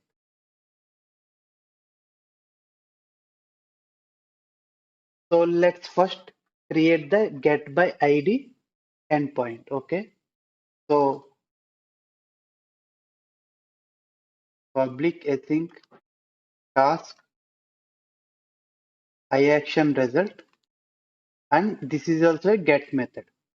Okay, but it will have a input parameter like int ID. Okay, so we want to fetch this ID based record from our database. Okay, and since it is a get endpoint, we are going to add HTTP get verb. And I have already mentioned many times, if at all, if a HTTP verb action method is more than once, then we have to define route explicitly. Okay, so here what I will do, I will add a route attribute on this action method, and here what I want ID to be added in the URL route. Okay, dynamic value. So open here, define the expression like flower brackets. Okay, give the name of this. Okay, so this is a dynamically replaceable value in the URL, and along with that we can define its type. It should be integer. Okay, this expression represents, okay, the API URL contains some value which is a number, which is a dynamic value. Okay, so from this URL, action method can read the value into this variable. Okay, and now let's fetch the ID villain. So now let's fetch the record by ID. Okay, so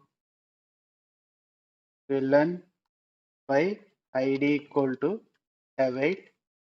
I'm going to use context dot supervillain, and we can use find async method. Okay, so this going to create a query like select query with where condition, where ID equal to this required ID. Okay, so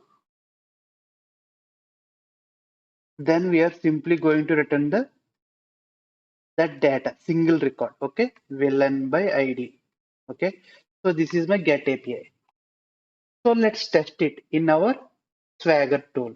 Okay, so it is running, and let me go to the Swagger, and here you can see our new get endpoint supervillain slash, and with square flower brackets and ID represents it is a dynamic value, dynamic content. Okay, expand it and click on try it out, and I'm going to, I have three records, right? I want this third record.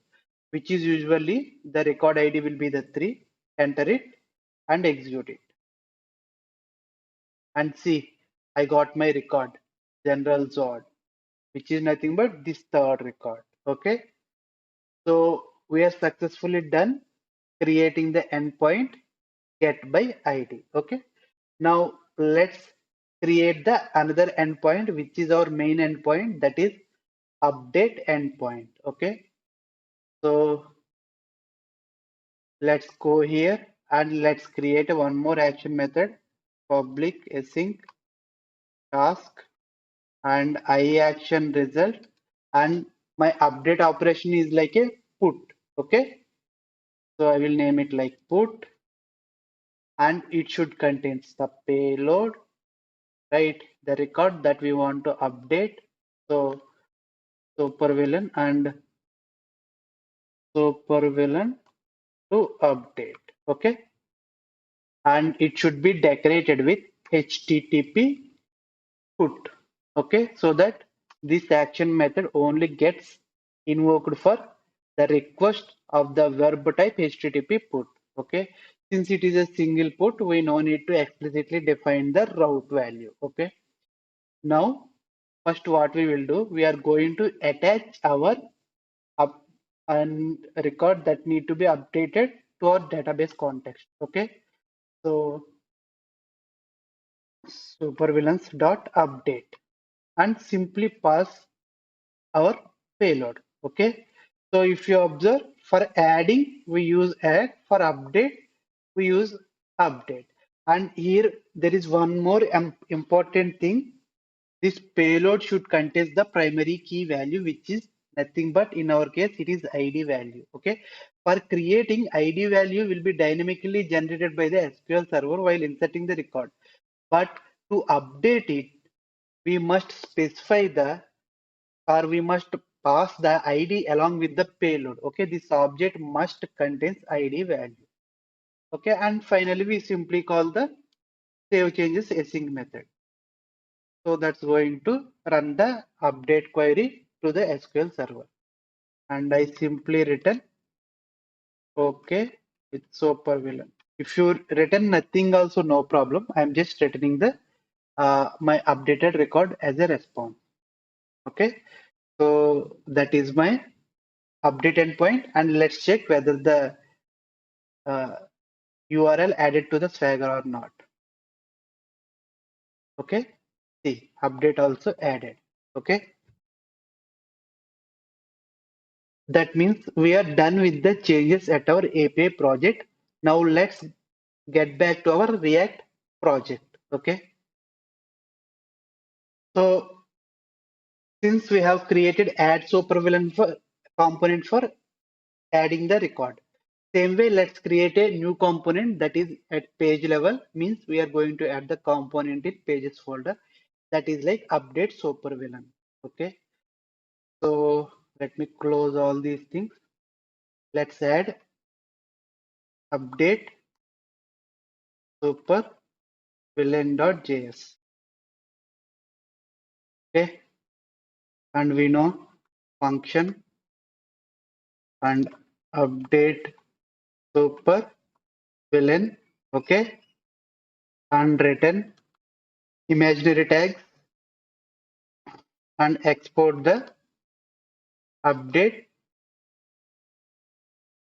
default and update supervillain component export. Okay, since we have component, right, update supervillain, so let's add a route for this page level component in our app component. So go to app component.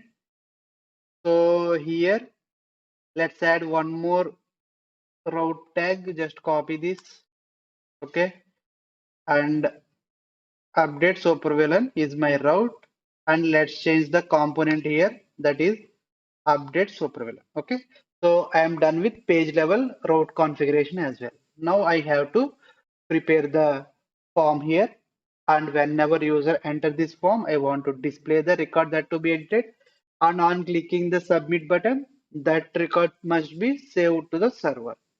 Okay, so one thing we can do is to make this video simple and short.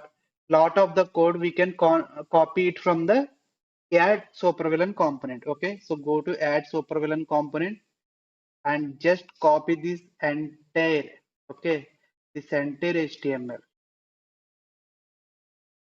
and paste it between our imaginary tags. Okay, and we are going to edit some small changes. Okay, update heading will be update a supervillain. Okay, and submit is fine, and I have to create a function for updating the record. So function update supervillain handler.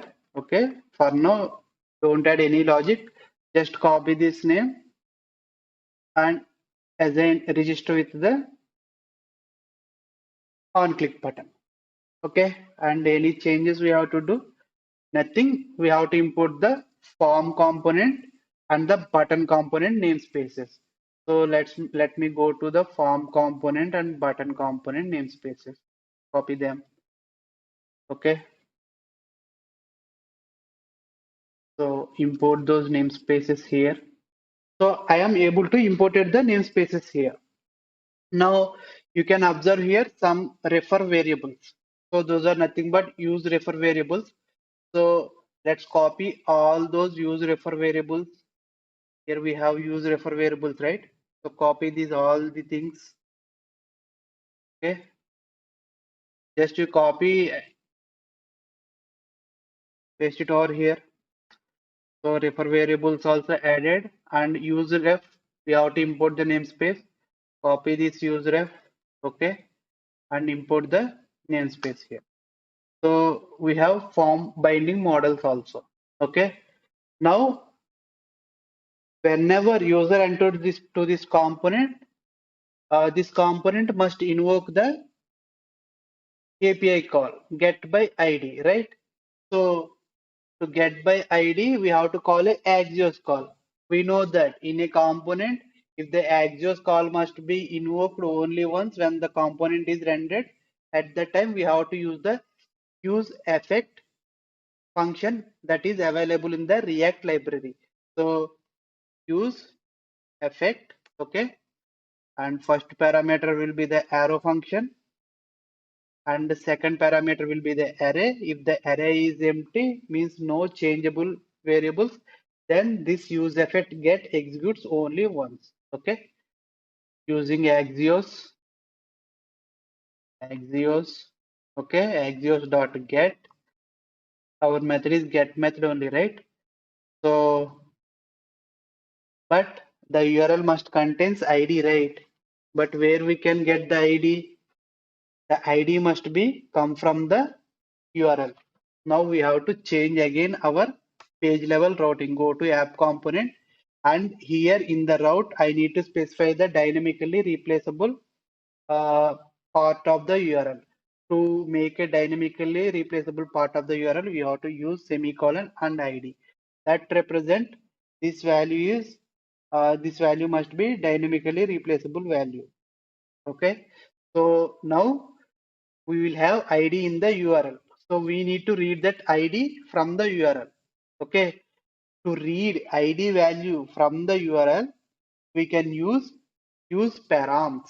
Okay, use params that load from the React router DOM. And to this, we have to assign it to a object. Okay, so constant and that object type. So the property name must match with our dynamic replaceable placeholder. That is ID here, right? So copy that and paste it here. So whenever this component gets rendered, this line executes, right? So use param fetches the ID value which is it is expecting and assign it to this value. Okay. So that is how we have to fetch the ID. And we have ID value, right? To prepare the dynamic URL, use backticks, not double quotations or single quotations, use backticks. Okay. And we know our API is almost same in everywhere. Just based on their HTTP request verb, it is going to hit the action method at the server.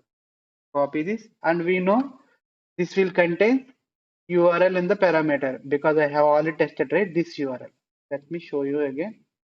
So try if I enter 3 and execute. So final URL should be like this. Means ID value will be slash at the end of the path. Okay. So open dollar and flower braces. So in this place you can add dynamic value. This is called string interpolation in JavaScript future only it is. So I can pass ID.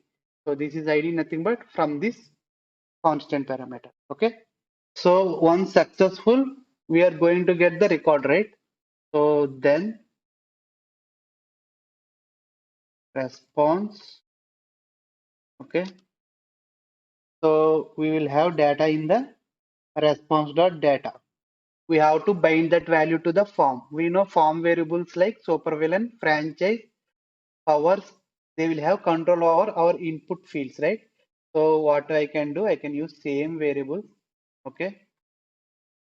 So supervillain name dot, okay, current dot value. We can assign value. This way we are reading in add supervillain component, right? Here. Same way we can assign as well to that value property. Okay. So response dot data. So it's going to return single object. Okay. So I can copy these property values. Okay. Dot villain name. Okay. Franchise dot current value. Okay. Equal to powers dot current value equal to and image URL dot current dot value equal to. Okay. So copy this data, paste it, paste it, paste it. So franchise, copy the name from here, franchise. Okay. Franchise, sorry, and powers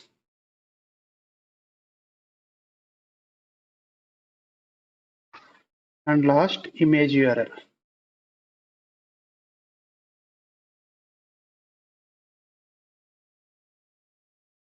Okay. So we are fetching data. So let's see whether the form is data is binding to the form or not. So to see this page, we should have a edit button, right? Definitely we should have a edit button. So where should the edit button should be present in the all components under the all items cards, we should have a button for respect to item. So go to add, sorry, all supervillains. Okay. And here next to the card text, let's add the button. So we have already one button here. So let me copy this button, or else you can go for our React Bootstrap website and copy this.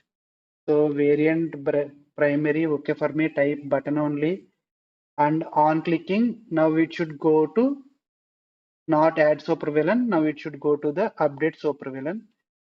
So update button name will be edit, sorry, edit. Okay.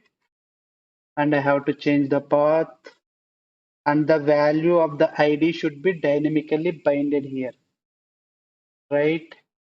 So change path, we know how we can create a dynamic string, backticks we have to use, and dollar flower brackets and s3.id.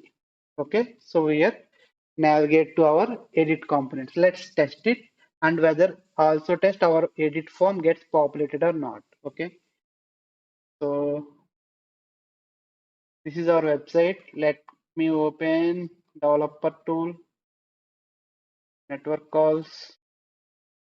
Okay, and here you can see edit button. Okay, now let's edit this newly created record. See, my data gets populated and you can see the API call, right? We all got in everything, but the name is not populating. Why? Let's go to our component, update component. So, okay, here is the issue. It says value. I have misspelled it. Okay, now you can see I got, right? So my data is populated. Now what I want to do, I simply remove these powers and I want to apply something that is not available, okay, and update it. So for that, we have already added the function, right? But code is not implemented.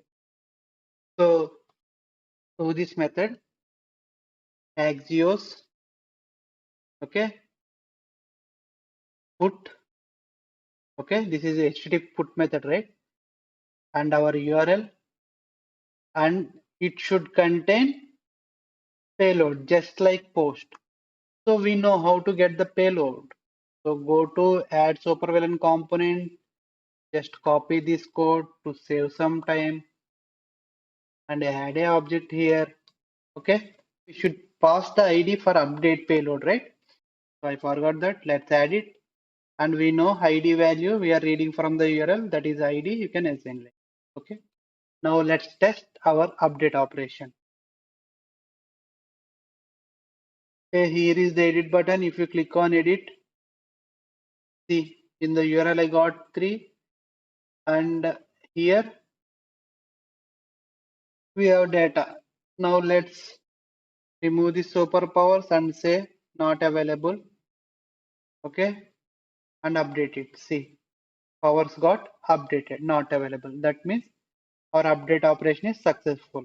Okay, so next we are going to do the delete operation. So now our aim is to implement the delete operation. Okay, so we have to create a delete endpoint to which we will pass the ID of the record we need to delete. And coming to the React.js side or UI side, we will consume the delete endpoint. Okay. So before calling the delete endpoint, we are going to show a confirmation model on clicking a delete item. So if the user clicks on a confirm delete a button on the model, then we have to invoke the delete API. Okay, now we are going to implement these functionality just we discussed. Okay, so first let's go to our API project. Okay, and we have to create the HTTP delete endpoint, right? So let me create a new action method, public async task I action result type and delete. Okay, and this action method should have input parameter, the record ID that we want to delete. Okay, so integer ID, and we have to decorate this action method with HTTP delete attribute so that this action method can be invoked by only HTTP request of type HTTP delete. Okay, and we are going to add route as well because I want to pass the ID within the URL. Okay, so I can give a expression. Okay, and I want parameter which is a dynamic value, that is ID, and its type integer. Okay, so my ID value will be passed within the URL to invoke this endpoint. Next, let's first fetch the record that we want to delete it from the database. Okay, so delete.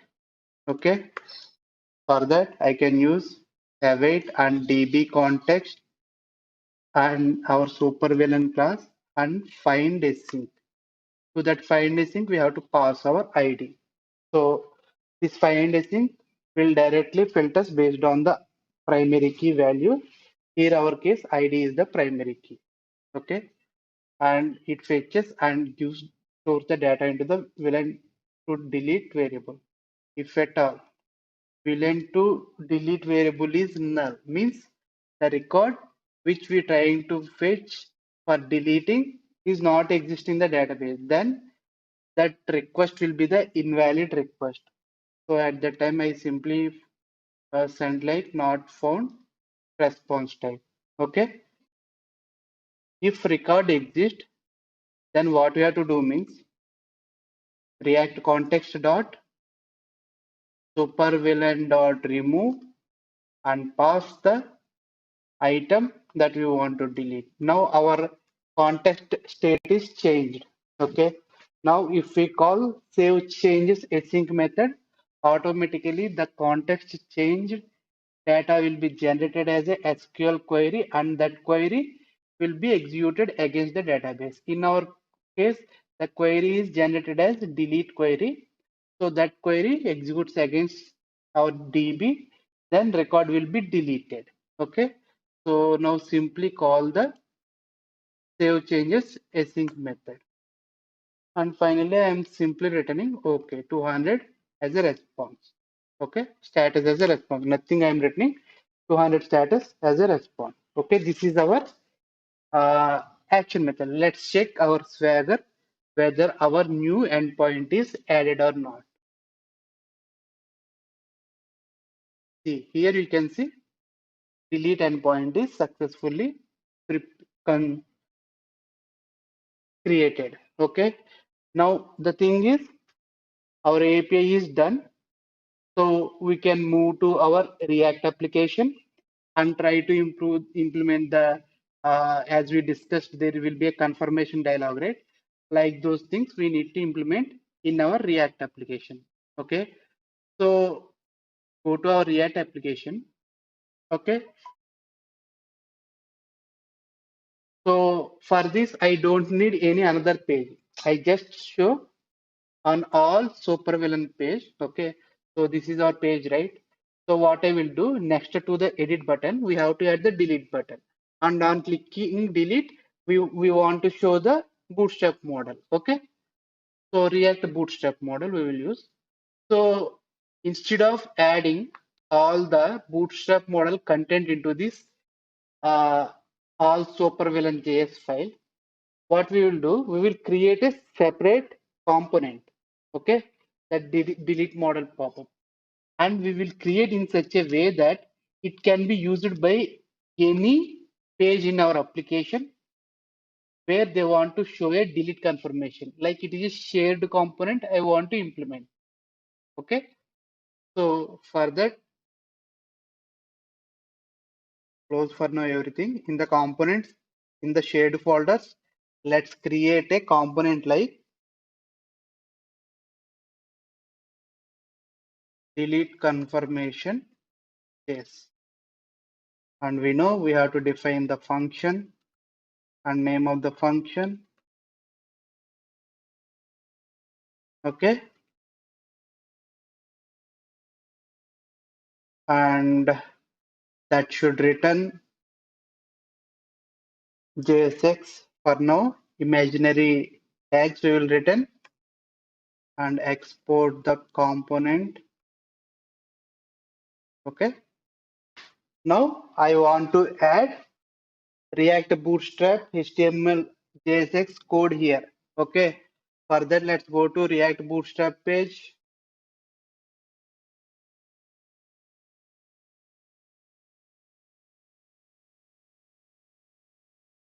Okay, here what we want, model. Go for model. So on the models, first example is very simple. We don't want that one. Yeah, this second example will contains all the properties that we want to dynamically pass, like show. Show property true means model will opens. False means model will closes. On hide. This is the event which executes for close button. This button is, we know, right, on pop-up right corner with a cross icon. We will use close button, right? So that button will listen for this event. Okay. And here there are some default events they are showing. And model heading, body, everything we will send. And this is a close button, and this is something save changes. Okay. This is the ideal uh, bootstrap example for me. So I'm copying this and paste it here. And we have to import the namespaces of model as well as the buttons. So let me copy these two things.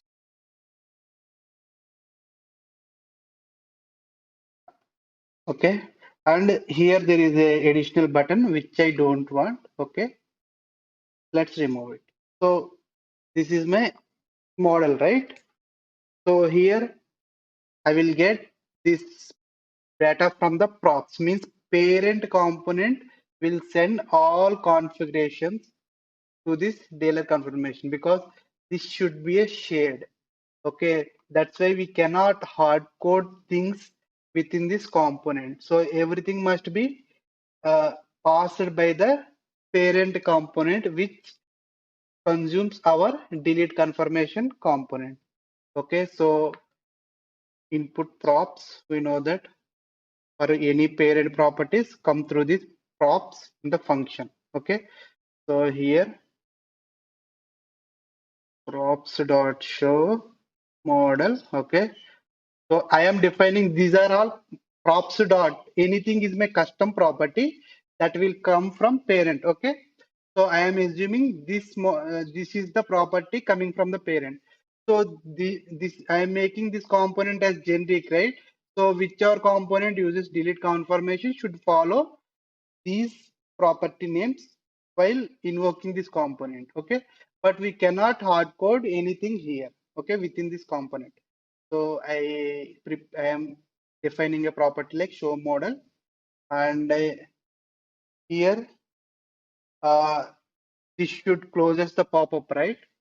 So what I will do, I'm going to give a arrow function. Okay, for now I'm just leaving. I am not adding the logic for closing the on hide. Okay, for now let's leave like that. And it is expecting a title. So props dot title. I'm going to define a props dot title property, and this will be the body. So props dot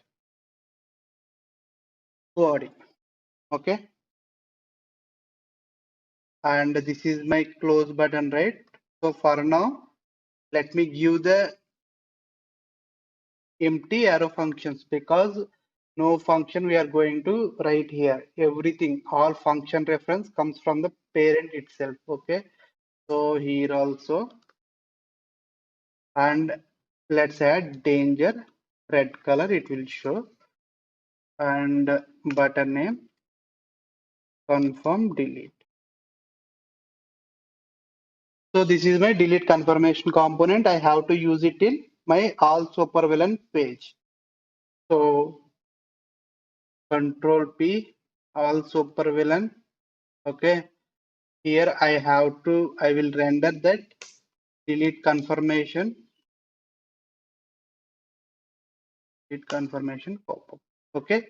But we have to pass some properties. So what is the first property it is expecting? Show model. Show model is a Boolean value. So if it is true, pop-up will show. If it is false, pop-up will hide. Right? So define show model, this property. And to this we have to pass. Right? So I want to save the state of the value of the model property. Okay. We know to maintain its state, what we have to use state. Okay. So what I will do, I will create a constant with this name. Okay, show models. It is my convention. Okay, like assigning and assigning values both. I am using same name. If you want to use a different name, you can use. So const, I will use this name only for my component variable also. Okay, show model. So show model and set show model and use state and initially pop-up must be closed, right? So pass default value as false. Now I can use this variable, state variable, and I will pass to the show model property of the delete confirmation. Okay. If you want, you can create any show model my variable and change it here. Okay. That is this variable is supervillain component variable and this property is delete confirmation props model. Okay. So don't confuse. For better understanding, I'm using same variable, same names. Okay. So next property, it is expecting title. So title I can directly, it won't change, right? In this case, so I can directly assign here. So what I will assign, like delete confirmation. Okay, that is my title. Sorry. And what is the next property? Body, right? So body equal to body also I can directly pass a string like are you sure to delete the item? Okay. So these are the known properties for now. Okay. Now we have to call the API call. Since it is a unique component or shared component, right? So we cannot write the Reactjs calls here. Okay. So what I will do in the add supervillain itself, I have to call the API call. Before that, first we have to show the pop-up, right? So let's work on it. First showing the pop-up, we have to work. So to show the pop-up, this value should be true. And when we want to show the pop-up, when user clicks on the delete button. So first we have to write the delete button, right? So copy this edit button, paste it over here, and it should be delete, right? Danger, red color I want to show, and type is button, that's fine. And it's this not going to have arrow function. I will create a function here. Okay. So I will create a new inner function for my delete button handler. Okay. Show confirm pop-up handler. Okay. Okay. Now what we can do here? So I can set the show model value to true. Okay. Model I have to pass. I cannot leave empty. So I am assigned handler. Okay. And one small correction. It is a state variable, right? I must use set show model. Okay. Now test again. See, we got the confirmation delete pop-up, right? So if I click on any button, no action will happen because we haven't written anything. So first let's target these close buttons. Okay. Let's create a function like function close confirm pop-up handler. Okay. And set I sorry set show model to false here. Okay. And it should be function. Now this function need to be passed here. Okay. So for that what I will do, for this handler I want to assign to some props variable. So I will create same variable since I am following the same, right? So this property is not this one, okay, not this one. I'm just naming same name, but this property is inputting property of this function. And to this function, to this property, I will pass a function reference. This is the function I am passing now. Okay. Okay. If you feel any confusion, please use different names for the input properties and this function properties. Okay. So this is just a property, input props for the delete confirmation we are passing, right? And this is our component function. So we are passing to this property. Okay. Now props dot, so on close, what I can write means props dot, it will have access for this, right? So it is giving the reference of function, right? So I can directly call like this. So this property is a type of function. That is why I am able to open the like this. Okay. For suppose for your understanding, let me change this to test. So this property reference is function. So I can call props dot test open braces. In that case, what will happen? This function will be executed because this reference is attached here. Okay. So let me revert it. For your understanding, I explained in that way. Okay. So now child class calling the function of the parent class, simply if you want to say. Okay. And same thing I can use here as well. So that either clicking the cross button or normal close button, pop-up gets closed. Okay. Now test the close button.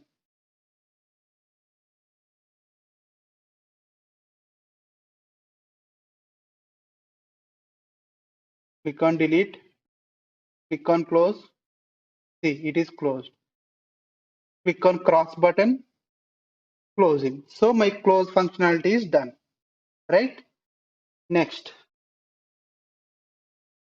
Next, on clicking this delete confirmation, okay, API must be called. Okay, so close button calling the parent class method, right? Same way, confirm delete also calls the parent class method. That means API call we are going to write here. Okay, so function delete confirm handler. Okay, so delete confirm handler. Here I can call the API call. So Axios that will contains delete method, so it can request the HTTP action methods. Okay, and we know the URL, delete URL, and we know delete URL should contains the dynamic value record ID. Here we can know, right? ID value should be passed within the path.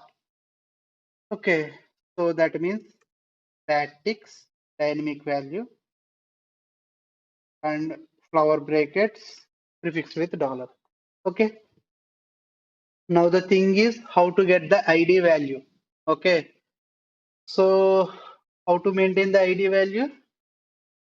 So whenever pop-up opens for a particular item we want to delete, right? At that time only we have to set the item to delete. Okay. So we have to create one more state variable. Okay. Constant and item to delete. Okay. And set item to delete. So initially its value will be 0. 0 means nothing. We want to delete. Okay. So now on show confirm pop-up model, I have to set the value, means it should contains the ID input property. So this ID to this function we will get from this method. Now I cannot call show confirm handler directly, right? Because it is having input value. If you do like this means directly, whenever the component render, it will call the function. So we cannot open the braces directly. So if you want to pass any input parameters, in that case, you have to create a arrow function, and to that arrow function, you have to pass your method, and there you can pass the ID. Okay. So now until click is happen, this method doesn't execute. Okay. And we know ID comes from s3.id. Okay. So s3.id. So here we are getting the ID value. And we want to set the ID value to set item to delete. Now we are updating the state of the item to delete. Now, so we can use item to delete directly here in this expression. So now the item, we know what we are deleting. Okay. So next then means on success of the delete API call response.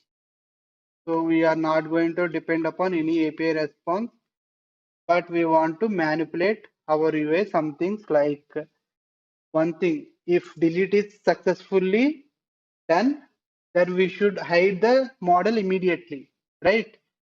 So we have to set the model here, set show model,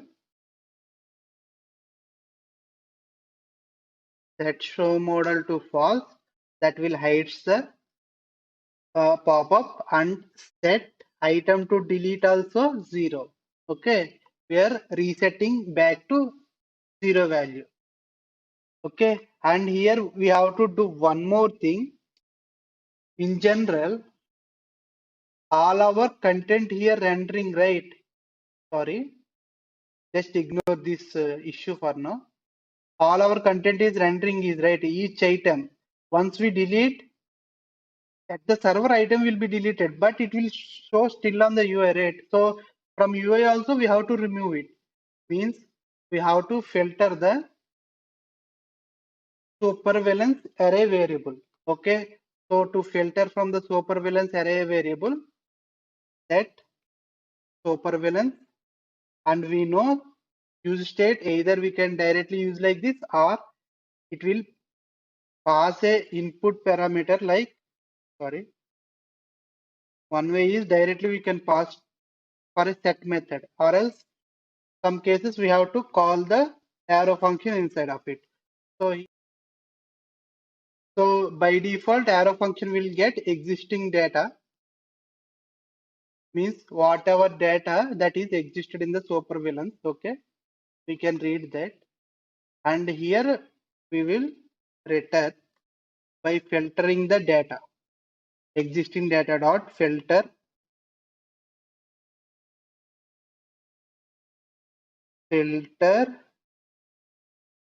dot id not equal to item to delete variable. Okay, so here we are still depend upon the item to delete, right? So let's move this item to delete after the supervillain is done. And it is best to hide the model after all these processes are completed. Okay.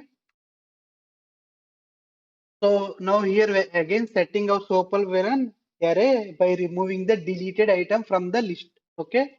Now from the UI also we are removing the item.